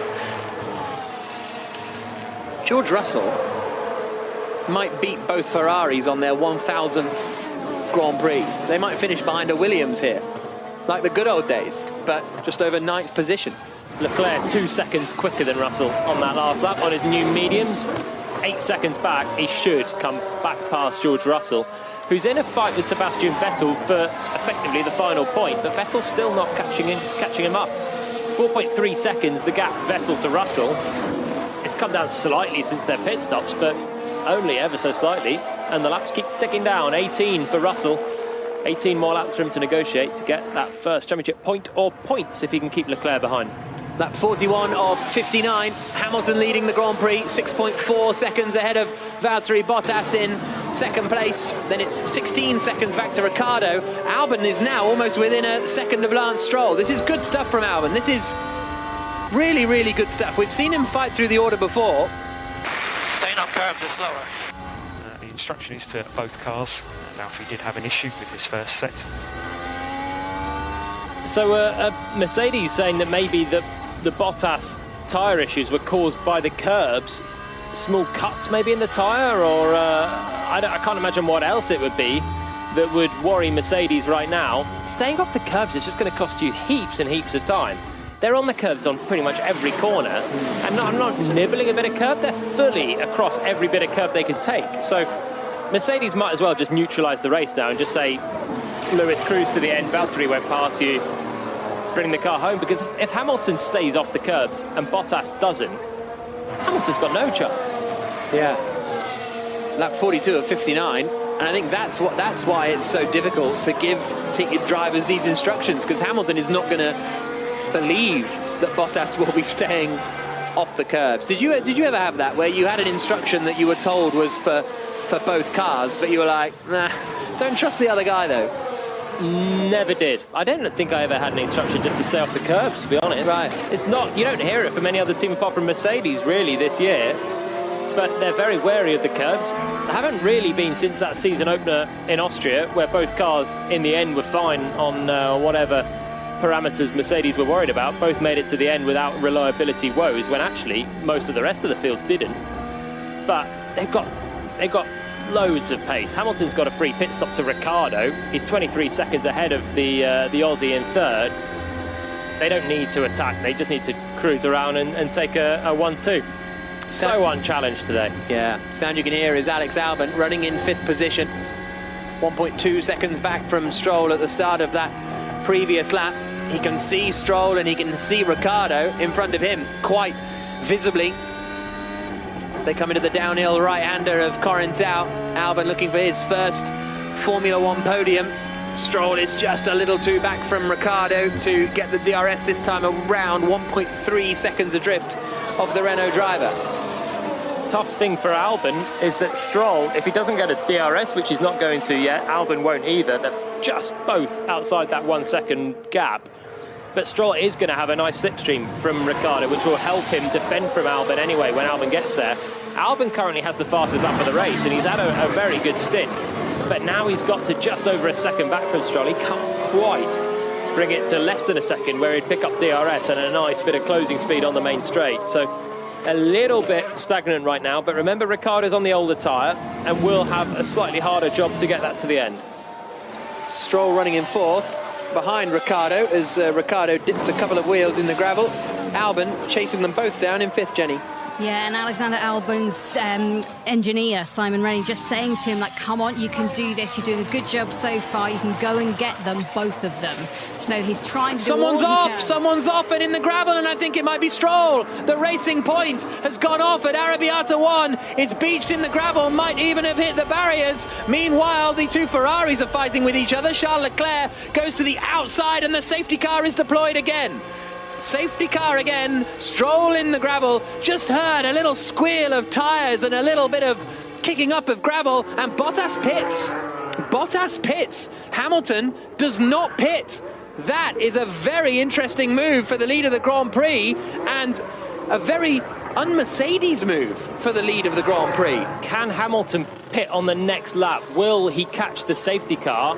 If he's stuck behind the safety car, he's going to be in trouble, but I don't think he's caught the safety car just yet. But do you have a certain delta that you have to abide by? But Bottas will also have to abide by that delta. Well, Bottas is behind the safety car, in fact, so Bottas will be way slower than Hamilton. So Hamilton's got away with it. Big crash for Lance Stroll, a lot of damage on that car, but he's okay. Off at Arrabbiata 2 it is for Lance Stroll. Wow, he's had a big impact there. Now also into the pits comes Albon. Hamilton could be really quite scuppered here, potentially. He'll be fine because everyone else is stuck behind the safety car. Hamilton will pit and emerge ahead of the safety car. But will the red light be on at the end of the pit lane? No, I think he'll be okay. But he can't do a lap. He can't put a lap on the safety car, can he? He can't come out of the pits in front of the safety car. The safety car will have to let Bottas through. They won't collect. The safety car won't collect the non-race leader.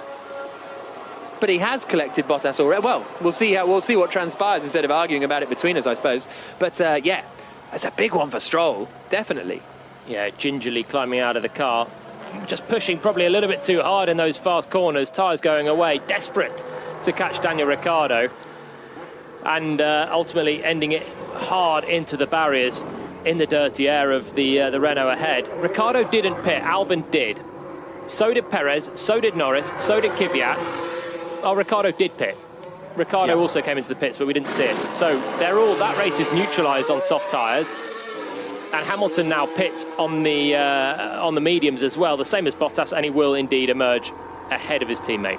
Okay, so he comes now down to the pit lane exit, and you're right, he does. But how is he going to have to wait for the safety car here, or is Bottas? No, you're right. The safety car let them all go through. There we go. The safety car picks up the race leader, and if you're not the race leader, you get the green light on the safety car, and you basically overtake him. Bottas has then had to go to the delta of the FIA set, so you can't go too quick under safety car conditions. You have to follow a maximum or a minimum pace that you can go, and that's why Hamilton's emerged in front. So we're seeing what happened to Stroll here, coming up into Arrabbiata 2. Oh, something broke, surely. Tyre failure, left rear. Oh, that's a big old crash. I think the left rear let go as he turned into Arrabbiata 2. I don't think it's driver error. I was surprised if it was driver error at those two corners. Well, he had a little blend out of the throttle for Arrabbiata 1. I got a puncture. Yeah, there we go. Similar to what happened to Daniel Kvyat at Silverstone on a race equally abusive on the tyres with curbing, I suppose. And now we can see that Mercedes order of stay off the curbs makes a lot more sense. It's the only thing that would have risked a non-1-2 finish is the tyres failing, as it did in Silverstone for both cars. They had to wind it down, and Stroll is the proof of that. He's okay after that big accident on the back of a moped back to the pits. But yeah, left rear just went. So lap 45 of 59. We've got 15 laps to go in the Grand Prix, and it's a red flag. Oh, standing restart. Standing restart in a little bit time. Drivers could change tyres again if they wanted to, but I don't know why they would. It'll be very interesting, this, when the race gets back underway. 3 red flags in 2 races now. Not a drop of rain in either of them. Bottas wanted the safety car. He would have definitely wanted the red flag. He's back in that second place that he got a good start from before. And we got a standing restart with 14 laps to go. This is going to be a sprint race of all sprint races to the checker flag. No pit stops, just see who can do it. Getting a replay of, Kimi Räikkönen, very last minute pit lane entry. Now, I don't know what I sort of mentioned this in practice. There's not like one big single block line when you come into the pits here, like most other F1 circuits. But just getting a replay again of Stroll going into the barriers, and Albon following him just sees the car pitch right and then into the wall. Albon drove over a lot of shards of carbon fibre that came off Stroll's car as his tyre blew at about 170 mile an hour, turning into Arrabbiata 2. That's a horrible place for it to go. And as you say, similar to Daniel Kvyat at Silverstone, a similarly large impact. Thankfully, he's okay. We have had some crashes today, but Formula One cars proving themselves to be very strong. Indeed. So that car is going to get hoisted out of the way. The red flag, usually due to the fact that they've got to put the belt back in front of the tyre barrier. That's what took the time in Monza a week ago. So Hamilton's going to lead this Grand Prix. Bottas second, Ricciardo third, Albon fourth, Perez fifth, Norris sixth, Kvyat seventh, Leclerc eighth, Russell ninth, Vettel 10th, Raikkonen and Grosjean will be the 12 cars that will contest the restart. Now,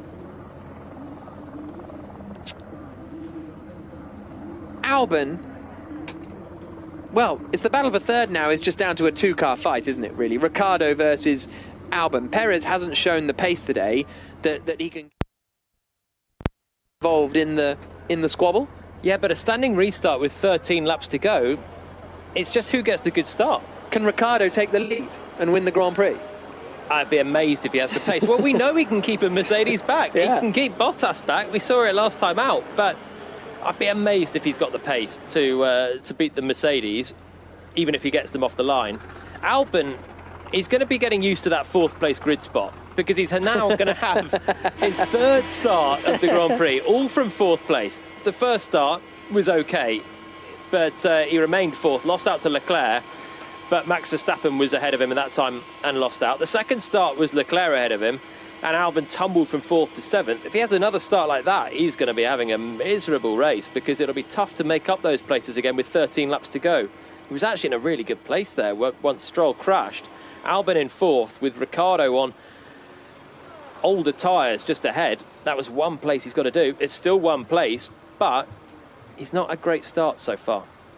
Yeah, I was going to say, Bottas hasn't had the greatest of starts this season. He said after, I think it was the kind of slight jump start that he had, that he was almost paying too much attention, trying to react too quickly to the lights. So they've been looking to try and help Bottas with his starts. He's had plenty of practice in this race to try and improve his starts. It's not worked so far, as the guys just struggle to lift up Lance Stroll's car, and it's in an awful mess at the moment, with smoke billowing from it. This is not what they wanted at all, as the marshals will have to come forward and use their fire extinguisher as well. This is one very, very toasted Racing Point, isn't it, Jack? It looks horrible. Yeah, it's still smouldering away, isn't it? And it's interesting, that's the first time I've seen what you were talking about earlier, about the slightly narrower crash barrier sort of exit points. And it's quite surprising that they still have cars race at Mugello. It's not like it's only bikes, so you'd think you'd still make it big enough for cars. It is big enough, but yeah, the car's properly caught fire. Yeah, Stroll's car is ablaze, smoke billowing out the back of it, and that's why the marshals suddenly started yelling, because car just caught fire. Yeah, and Stroll has made it back to the pit lane now. He's just walking along with his crash helmet sort of balanced on his head, and walked back to the garage of Racing Point, and I think they'll have to look at that and just say they were terribly unfortunate and unlucky to have had a big crash like that. And yeah, it is interesting looking at the exit points for how they get the cars off this track, because as you say, it's a Ferrari test track. You think it would be big enough, but it was built in 1974 and cars were skinnier back then as well, and you know, they're so used to dealing with bikes here that the marshals are great, but this is a different discipline, a different thing for them to have to deal with. And the fire extinguishers, I mean, there are multiple fire extinguishers now going into where that Mercedes engine is, the radiators and all of that, with, you know, there's just white foam everywhere, still smouldering, coming, and smoke coming off of that power unit. And these are complex cars. It's not like the old engines. These are very difficult hybrid cars, engines and power units, and they are difficult to cool down when you don't have the proper facilities around you. And a fire extinguisher, useful, but not doing a whole lot. Well, I think the marshals, I would imagine, are the same marshals that do the Italian Grand Prix, most likely, and also Imola. They've probably done a lot of Imola. These marshals, you tend to see them around at all various circuits. I don't think they'll have got the bike lot in, because the bike marshals tend to be actually a different kind of bunch from the car racing marshals. But Hamilton out of the car now, just giving his nose a little scratch and an itch. And Virtual Statman on the old Twitter says he thinks this will be the third time in F1 there's been 3 standing starts, after Austria 1987 that had 2 huge crashes off the start line, and Belgium 1990. There we go. Not that no, it's a stat that doesn't really mean anything, but there we go. I do like the rule of a standing start after a red flag, because you get so excited for a safety car restart and then nothing happens. Okay, apart from today, but it never quite lives up to the expectation, does it? Our starts are great. Yeah, it's the most exciting part of a race, and we get 3 of them today. The number of cars in the race just keeps getting less and less. Actually, Stroll was the first retirement since the carambolage of earlier on. 12 left in the race. George Russell will start this mini race in 9th position. He took a pit stop and Charles Leclerc didn't. I was wondering how Leclerc got back ahead of him, but Leclerc stayed out having pitted, and Russell, Vettel and Raikkonen all came into the pits. Only 2 losers today, really, in terms of no points for those tail enders, and right now it is the tail enders of the Alfa Romeo of Raikkonen and the Haas of Romain Grosjean. So, red flag still. The marshals getting rid of Lance Stroll's car. A shame for Stroll, actually, I think, on that front, because he was doing a good job closing in on Ricciardo, and if he'd have got Ricciardo for third, might have had a little nibble at my driver of the day. But here we are. His tyre's blown and he's in the wall. George Russell at the moment looks to be set to get there. It's just got tougher for Russell, didn't it? Because he doesn't have that 5-second buffer to Vettel, although he has had the pace over Vettel over the whole of the Grand Prix. And he's got one more place higher. Oh, yeah. Essentially, a car ahead of him has dropped out, and that battle for 10th with Vettel is now a battle for 9th with Vettel. He can let Vettel through and still be where he was before. And if he can hold off Vettel, it's not just going to get 1, but 2 points.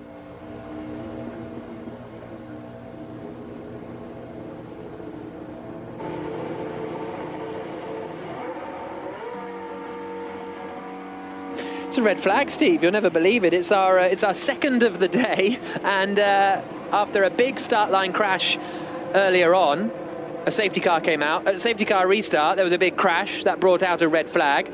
Then the race got underway. Hamilton is leading ahead of Valtteri Bottas, but Lance Stroll's just had a big accident. Another red flag has come out. So we'll have 15 laps of racing when the race restarts in, I would guess, about 15 minutes' time.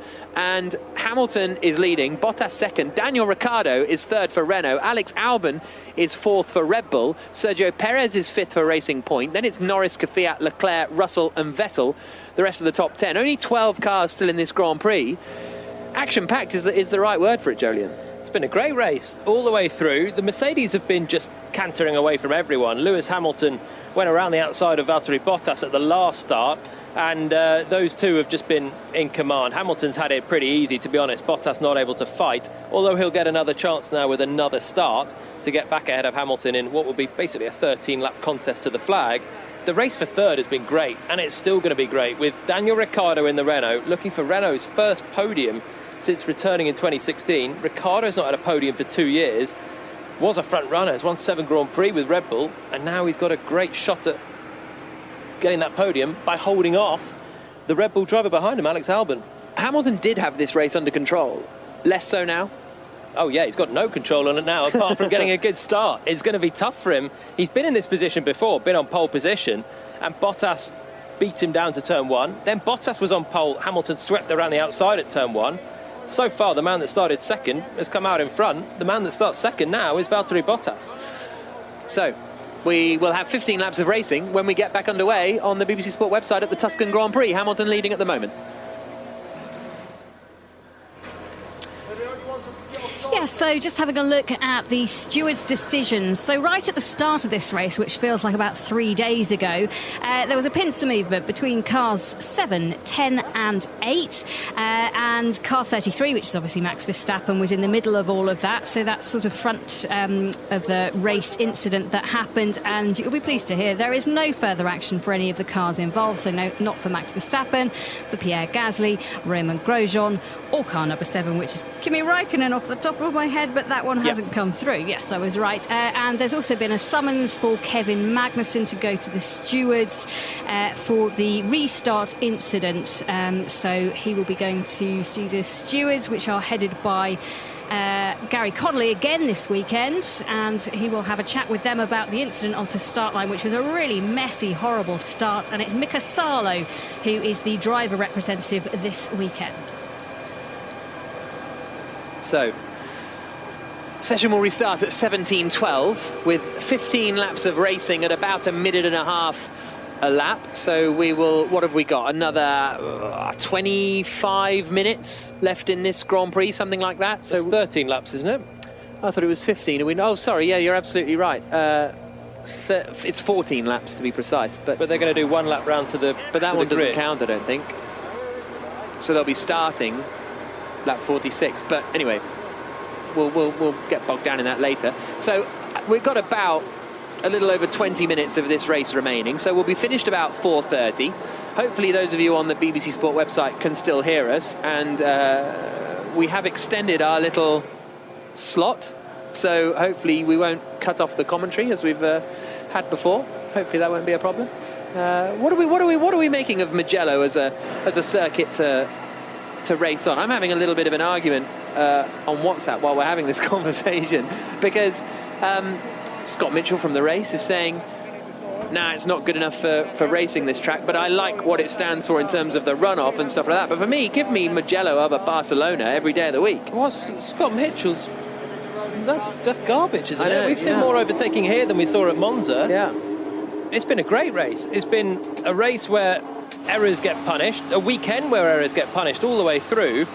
We've had a lot of action in this Grand Prix. We've had a couple of hefty accidents that everyone's walked away from. This has been, I think it's been a great success, this circuit so far. Overtaking's not been as disastrous as everyone thought. We've seen some nice moves, all into turn one. What I don't understand, so the overtaking has been a bit easy. They've all been DRS breeze pasts. Okay, maybe that's because of Leclerc. But why do the FIA tweak DRS zones every year? Why, if it's too easy a pass, like in Shanghai, as an example, why isn't it tweaked to make it shorter? Well, that's the part I don't understand. I think they have on occasion lengthened or shortened the DRS zone. There's no historical data for this one, was there? So no, I'm not criticising here, but I was saying if you came back next year, you could make it a little shorter, couldn't you? Or not? You're saying overtaking's too easy around this circuit. Well, the thing is, we've only seen it happen on Leclerc, fundamentally, haven't we? And no, there was one other one. Norris and Perez. Norris and Perez. And this is more than we had at Monza, which is a great the Temple of Speed, a great iconic circuit in Formula One. We didn't really see a legitimate overtake in Monza, apart from Raikkonen and Latifi dropping through the field. Apart from the first lap stuff and that, we didn't see anything. We've seen a lot more action in this Grand Prix. I know Monza in the end was absolutely chaotic with the bunched up field, but this one's been equally chaotic with less of the randomness, I'd say. Really enjoyed it. Yeah. So, Quixotic Geek says, give me Mugello over any track designed by Tilke any day. It's a driver's track as well, this.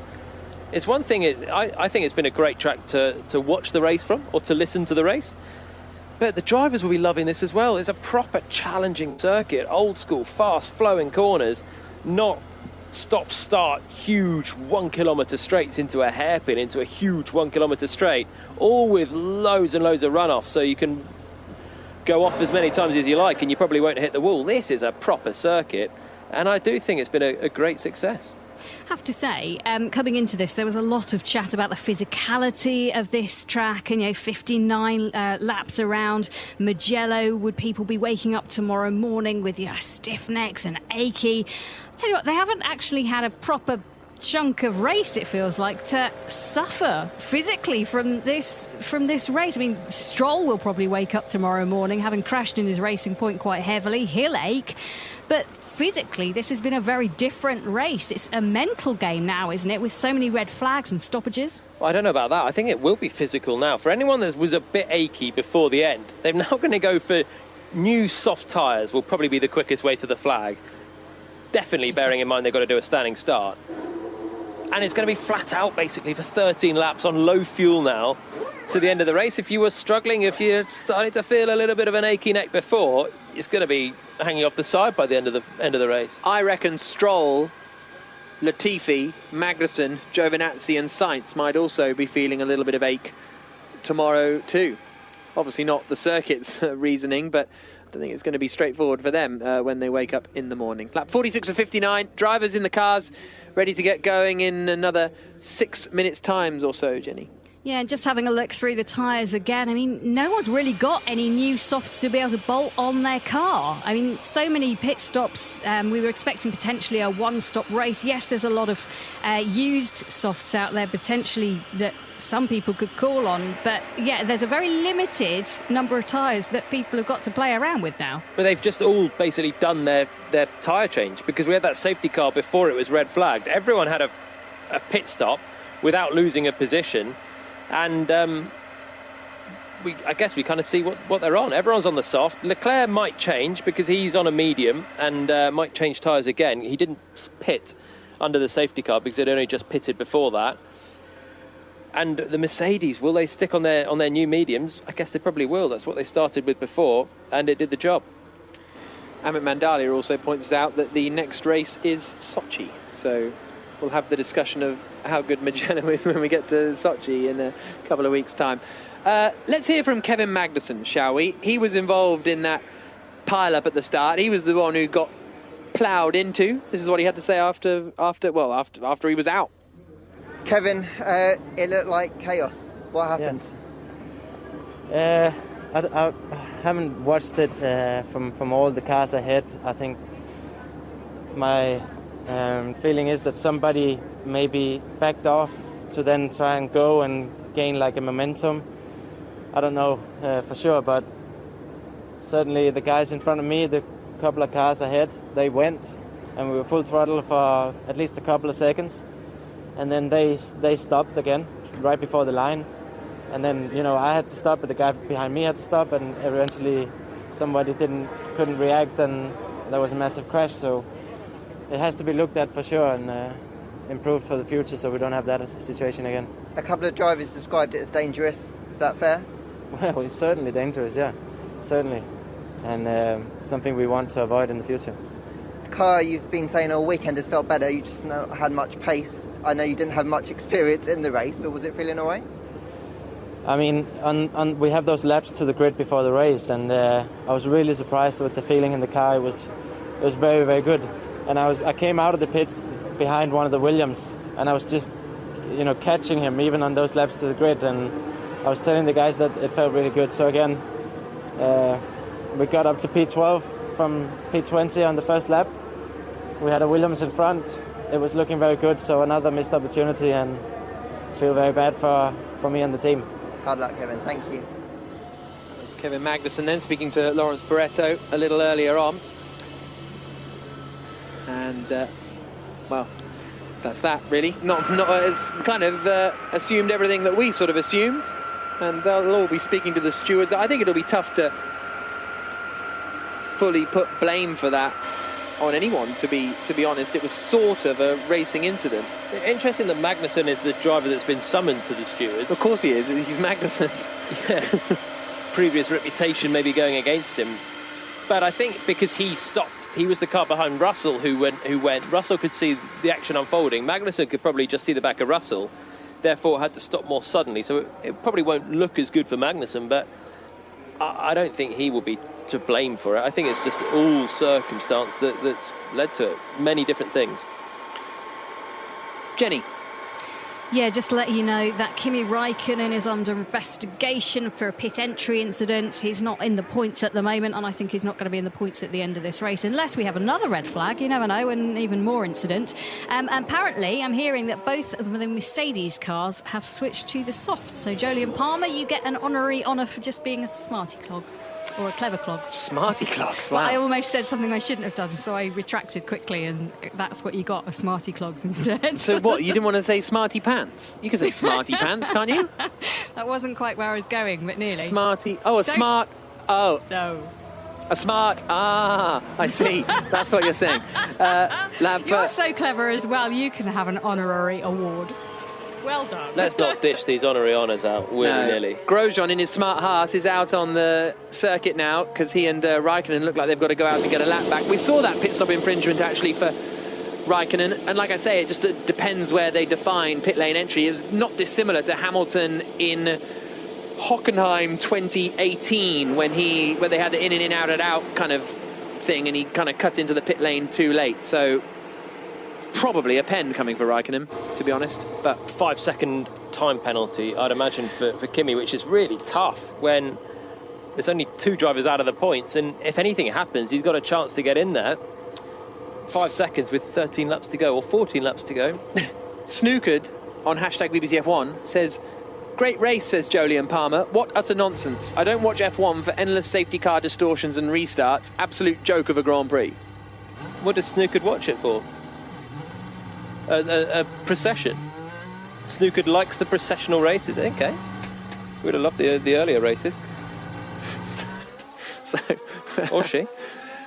The cars go back out onto the circuit. Latifi's been called to the stewards now for the restart as well. Here's Riccardo's radio. Let's finish what we started.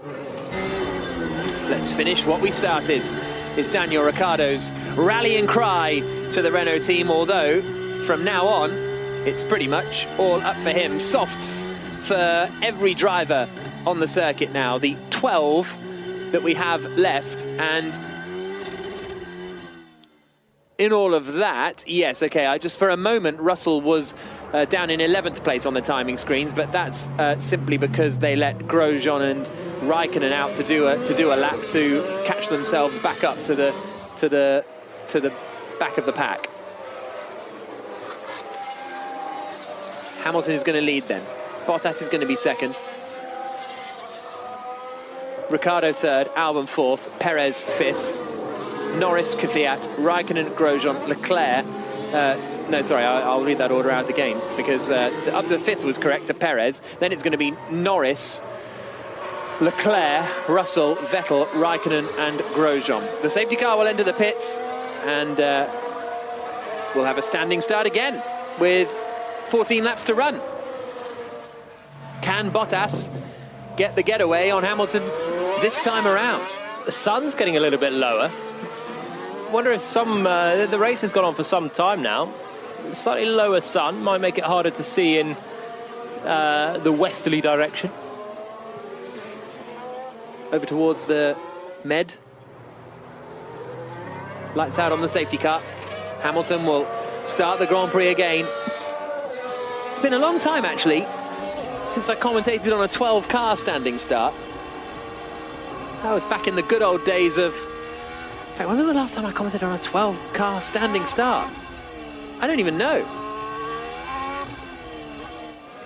Here they come down to... I've done a few 12-car rolling starts in the days of the FIA GT1 World Championship when that was struggling in 2012, but there we go. Through the final corner then, now comes Hamilton. Just remembered this Grand Prix start isn't about my commentary history, as the Mercedes are about to line up on the front row of the grid once again, Jenny. Yeah, and Sebastian Vettel on the radio saying he's not happy that two of the cars have gotten to be able to get a lap back, and they'll now have hot tyres, and they're the cars around him. Nita Luzzi says, we really don't want races full of stoppages, not processional, but not artificially manipulated by safety cars and red flags. And I think that, to be fair, Nita, that's fair. But this is kind of Formula One we have at the moment. It's procession or chaos are your two options with the way that the regulations are. So, race about to get underway. Thank you for joining us, and thank you for staying with us here on the BBC Sport website and the Formula One app. Hamilton on pole, Bottas second, Ricciardo third. The last 14 laps about to get underway in Mugello. Lights out. Decent start from Hamilton. Bottas might lose out to Ricciardo. Unbelievable. Daniel Ricciardo up into second position on the charge down towards turn one. He's trying to defend from Bottas. He goes to the outside. Bottas sends it in, but can't do anything about the Renault. Daniel Ricciardo into second place. Perez fancies a look at Bottas coming into turn three, but he can't get the move done. Perez holds on. Albon then tries to go around the outside of Perez, sticks a couple of wheels in the gravel, and that's a brilliant move from Alex Albon. Has the inside line into Matarassi, and he is now in fourth position. Hamilton leads, Ricciardo is second, Bottas is third, fourth is Albon, having lost out to Perez, who initially made a great start. Fifth is Perez, sixth is Norris, seventh is Daniel Kvyat. Great move from Albon. Bad start to let Perez go, but terrific move around the outside at turn three. Really bad news for Russell, down in 12th place now. He's lost a load of places at the start, and just a few more to get a few more laps to get the places back to get that point. Raikkonen's been given a 5-second time penalty for that crossing the line at pit lane entry. Now Bottas has got to try and make the move on Ricciardo. Why can't I figure out why Raikkonen and Grosjean are ahead of the Ferraris? Were they anyway? Or did they get lucky when the safety car came out? The Ferraris must have dropped back as well. The Ferraris, and Vettel was complaining that they would have had hotter tyres because they've done a faster lap to catch up the pack, and that'll be how it happened. Here comes Bottas, looking to the outside as they come down in towards San Donato at turn one. Hasn't got the DRS yet, sends it all the way around the outside of Ricciardo, and Bottas makes the decisive move, does get up into second position. Albon's still ahead of Perez in the fourth position battle. Only just. The side-by-side they were through turn one. I don't know how that happened because it looked like Albon should be ahead, but Perez had a huge run at Albon around the outside at turn one, and Albon just managed to shut the door on the exit. So now we're back to as we were, really, with the top 6-7. Lap 48 of 59 in the Tuscan Grand Prix. We're getting a replay of what happened. Perez sent it to the outside of Albon, tried to go all the way around the outside. That was smartly done from Albon, just ran Perez out a little bit. It was a nice try for Perez, but really good defence there from Albon. Just ran Perez towards the outside of the road, and Perez had to back out of that one. So Albon keeps 4th place, and now he's back in that fight for 3rd. The Mercedes are gone again.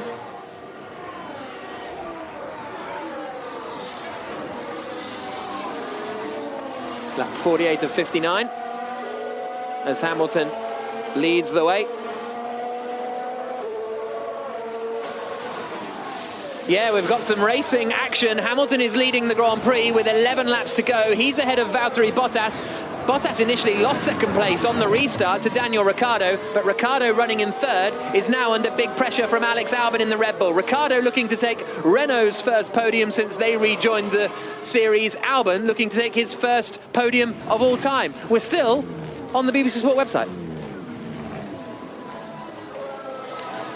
Thought Albon was going to get it there, but DRS wasn't enabled that time round. It is for the next one, though, and I think if Albon had DRS there, Ricciardo would have been under big pressure. Straight race now between Albon and Ricciardo, maybe with a hint of Sergio Perez if anything happens between the two for that 3rd position. Just getting a replay of what happened at the start to Leclerc then. So he went side by side with Raikkonen. Raikkonen went around the outside of him. And how did Grosjean manage to get through? He just sent it to the outside of Vettel. So it must have been a slow start from Russell then, in all of that. He must have just dropped back at the start because he wasn't anywhere in that fight when we just saw the replays there. No, he must have lost it into turn 1, and then both Raikkonen and Grosjean, very opportunistic, up into the top 10, passing both Ferraris. Raikkonen has been handed that 5-second penalty though, so Kimi from 8th position could lose it all unless he can gap the cars behind. Hamilton leading with 10 laps to go. Charles Leclerc is about to pass Romain Grosjean for 9th position. Goes to the outside on the run into San Donato and makes the move stick. George Russell, after being in the points throughout the entirety pretty much of the Grand Prix, certainly a large majority of it, is now down in 12th and needs to gain 2 places if he wants to score points. He's less than a second behind Vettel. Had the DRS on him on that last lap, on that last run down towards the first corner. Couldn't make the move. They might both be able to get past Grosjean, and Russell might be able to get past Vettel, but it's a tall order with 10 laps to go. He's only got to make 1 place. Okay, Kimi, we have now 5-second time penalty that we will serve after the race. For what? So they will add 5 seconds to your time after the race. For crossing the line on pit entry. A little bit of a miscommunication there, and Raikkonen not too impressed. Right, here comes Albon then again on Ricciardo for 3rd. This is going to be a tough fight for Ricciardo to keep Albon behind, but if anybody can, Ricciardo can, as they come across the line down towards turn 1. But Albon is super close to the back of the Renault here. The rear wing opens, the DRS enabled. Albon will sweep past Ricciardo, surely here to the outside. He doesn't get all the way alongside though. Ricciardo tries to hang it out. Albon goes all the way around the outside at turn 1. Lovely move, lovely racing. Albon up into 3rd place, and if he gets the podium, he deserves it for that move. That was a great move. Ricciardo did not make that easy at all, but Albon just committed around the outside, and he's made that one stick up into 3rd place. And since this restart, he's really able to use that pace. Couldn't really make a lot of inroads on Stroll or Ricciardo before, but now the Red Bulls come alive and he's up into 3rd place. Really strong stuff then from Alex Albon. Up into 3rd, Jenny, looking for his first podium. Yeah, and he's getting the hurry up from his team as well. Simon Rennie on the radio saying, come on, Perez is getting to you as well. Perez is catching you, so they think this is game on. Let's go. And the Red Bull mechanics went absolutely mad when that happened, and you get the feeling that they, you know, Albon's a lovely guy, and I'm sure all of the team want him to do well. That was real. That was like he overtook for the win there. Yeah, this is, remember, for his first podium. He's been in this position before, in Brazil last year, in Austria this year, and he's been on the outside on a corner exactly like that and been hit into a spin. And I did wince as Ricciardo tried to defend and send it in deep from the inside, but this time Albon made it stick. Ricciardo was fair on the inside, and really great work for Red Bull, great work for Albon, tough. That's really tough for Renault and Ricciardo. Here comes Russell now. He's going to overtake the Haas of Romain Grosjean. He'd have done that easily without DRS. He gets DRS, so he breezes in front of the Frenchman and gets up into 11th spot. Just over a second behind Sebastian Vettel. Not impossible for Russell, but tough. And 5.5 seconds behind Kimi Räikkönen, who's still up in 8th. That's the fight now for Russell, is either can he pass Vettel or can he stay within 5 seconds of Räikkönen? One or the other will give him a point. Albon's catching Bottas. Albon's back within DRS of Bottas. Right, let's get up to Bottas, let's have him.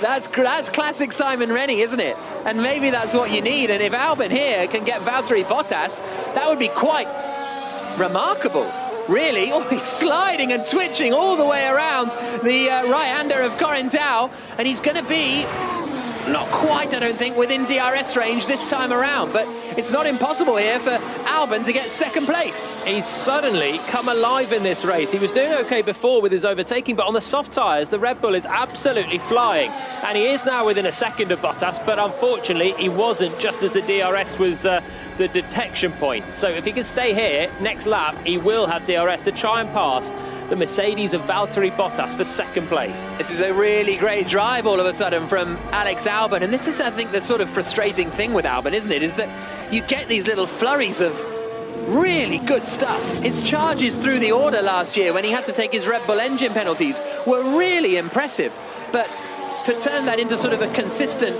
front runner scenario in inverted commas is something that he hasn't quite been able to pull off yet. Bottas is now a second and a half up the road from Albon. In just one lap, Albon is 2.5 seconds clear of Daniel Ricciardo. That battle was won, and then he's just gone to really bridge the gap. No chance Ricciardo can come back now to Albon. Now it's just whether Albon can catch Bottas, but Bottas has just got the hurry up as well. And he's now just 1.4 seconds away from Hamilton, who's going to have to hurry up as well. So Albon's putting pressure on both Mercedes. If they've got any reliability concerns, then they can't afford to dawdle and stay off the curbs anymore, because Albon is charging. Lap 53 of 59. As I say that, Hamilton comes across the line to start lap 54 of 59. All of a sudden, Bottas gets the hurry up and sets the fastest lap at the Grand Prix. So Albon suddenly 2.2 seconds back from the Finn, who suddenly found some pace to go quicker than Hamilton by 1.3 seconds. It shows how much Mercedes are just managing the race, really. They didn't think they were under any threat. They haven't been for 54 laps, and now suddenly Albon was catching them and almost within DRS range of Valtteri Bottas. With that in mind, Bottas then 1.4 seconds quicker than Albon on that last lap, and has the provisional fastest lap of the race, which will be a point towards his World Championship challenge. Admittedly, Hamilton is looking set to extend that gap by 6 points, so 47 add 6 is going to be, what, 53, as they come into the right and the left at Scarperia and Palagio, and then over the crest of the hill and down into turn 12. Lewis Hamilton continuing to lead. Valtteri Bottas still in second place. Albon in third in the Red Bull, doing a great job. Got past Daniel Ricciardo with an excellent overtake. Is now in third place, and the British tyre driver looks set to take his first ever Formula One podium. Looked like he might close in on Bottas. That attack has waned a little. Hamilton across the line to start lap 55 of 59.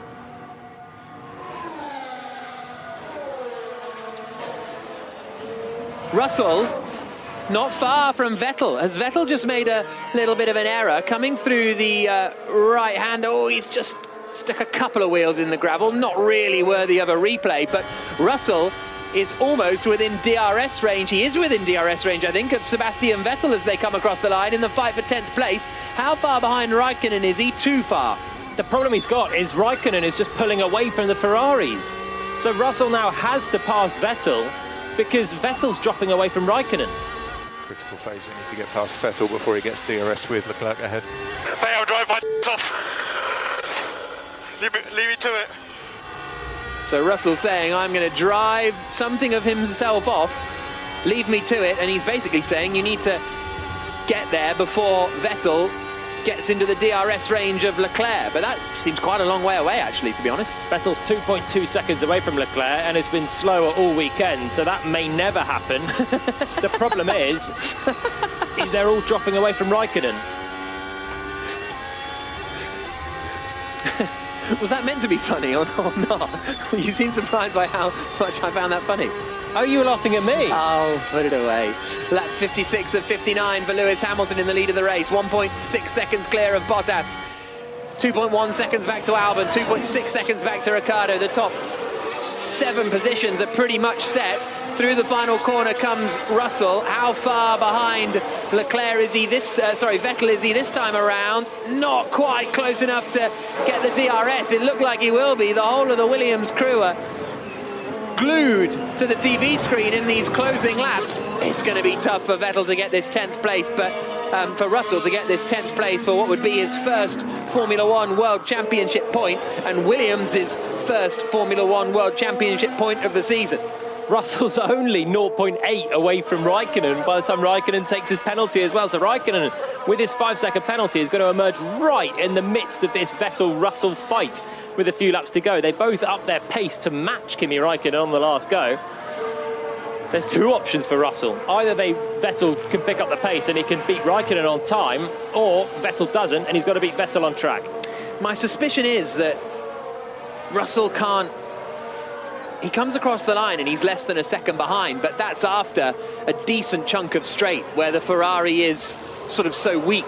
So I think it's getting into that DRS range before the DRS detection point, clearly, is the crucial thing for Russell as he comes down into the final corner now. And it's sort of a second and a half when they come into the final turn. That then closes up by the time they come over the start-finish. In fact, it's 1.8 across the line now. So Vettel has managed to bridge that gap. It's going to be a tough one for Russell. Hamilton's still leading, though, with 3 laps to go. Bottas second. Yeah, Russell's dropped away, and he lost a second to Raikkonen on that lap as well. So not looking good for George Russell right now, when it looked good all race for the first points for him. Out front, though, Hamilton freezing. 1.5 seconds clear of Bottas. Not a huge margin, but I think he's got this one under control. And they've both managed to negate the attack of Alex Albon, who's now 3 seconds away from Bottas as well. So we're pretty stagnant now out front. Hamilton about to come through and start the penultimate lap of the Grand Prix as the sun starts to set in the Tuscan hills just north of Florence. A Mercedes 1-2 looks on the board again. Hamilton leading home Valtteri Bottas with 2 laps to go. Bottas still there in second place, but the Mercedes quite visibly actually not going anywhere near as far over the curbs as at the final corner as they have been going all weekend.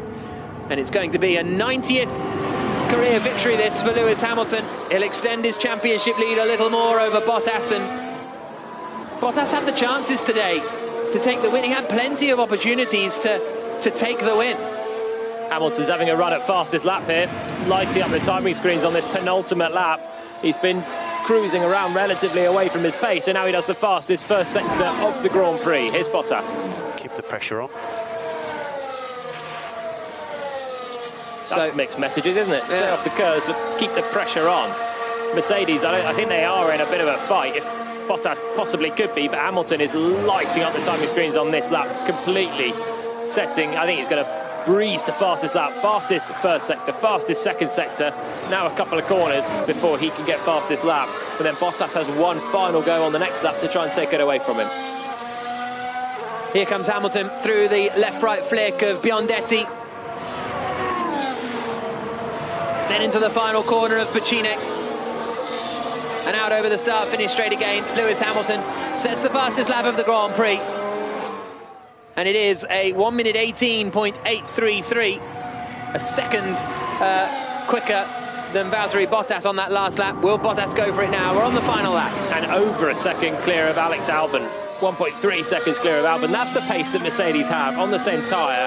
Hamilton unleashing for 1 lap only. Now I'm sure he'll relax. And he's on the final lap, just a few corners away from the win.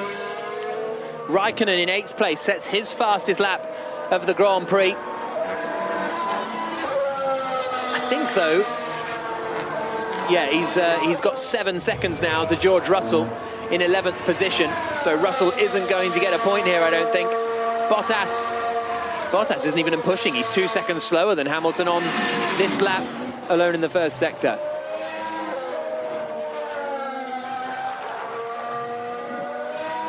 Lewis Hamilton is on the final lap of this race. It's lap 59 of 59, and what has been a very long afternoon. The race started some 2.5 hours ago. There's been 2 red flags, there's been multiple safety car periods, but none of it appears to have fazed Lewis Hamilton, who swings through the final corner now at Buccine and is going to extend his championship lead even further over his teammate Valtteri Bottas. A 90th Formula One career victory for Hamilton as he comes across the line and wins the Tuscan Grand Prix. Mercedes with a 1-2, and third place for Alex Albon, the young Red Bull driver, half British, half Thai, comes across the line in third place for his first ever podium in Formula One. Ricciardo finishes fourth, and a shame for Ferrari on their 1000th anniversary race, their 1000th Formula One Grand Prix, only 9th and 10th. Miserable for them. George Russell just missed out on the points in 11th place for Williams. Hamilton wins in Tuscany.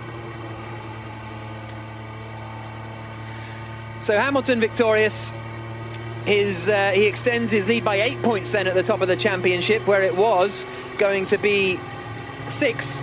That little fastest lap, pretty important, because it's now 55 points. Not that 1 point is going to make it, but it's a 2-point swing. But anyway, in the grand scheme of things, it isn't important. What am I talking about? But it's now 55 points, his championship lead. Bottas nowhere near getting the fastest lap. On the last lap, he, well, didn't even try, basically. No, nothing left for Bottas to do. I think Hamilton's lap was some 0.6 quicker than Bottas had managed earlier.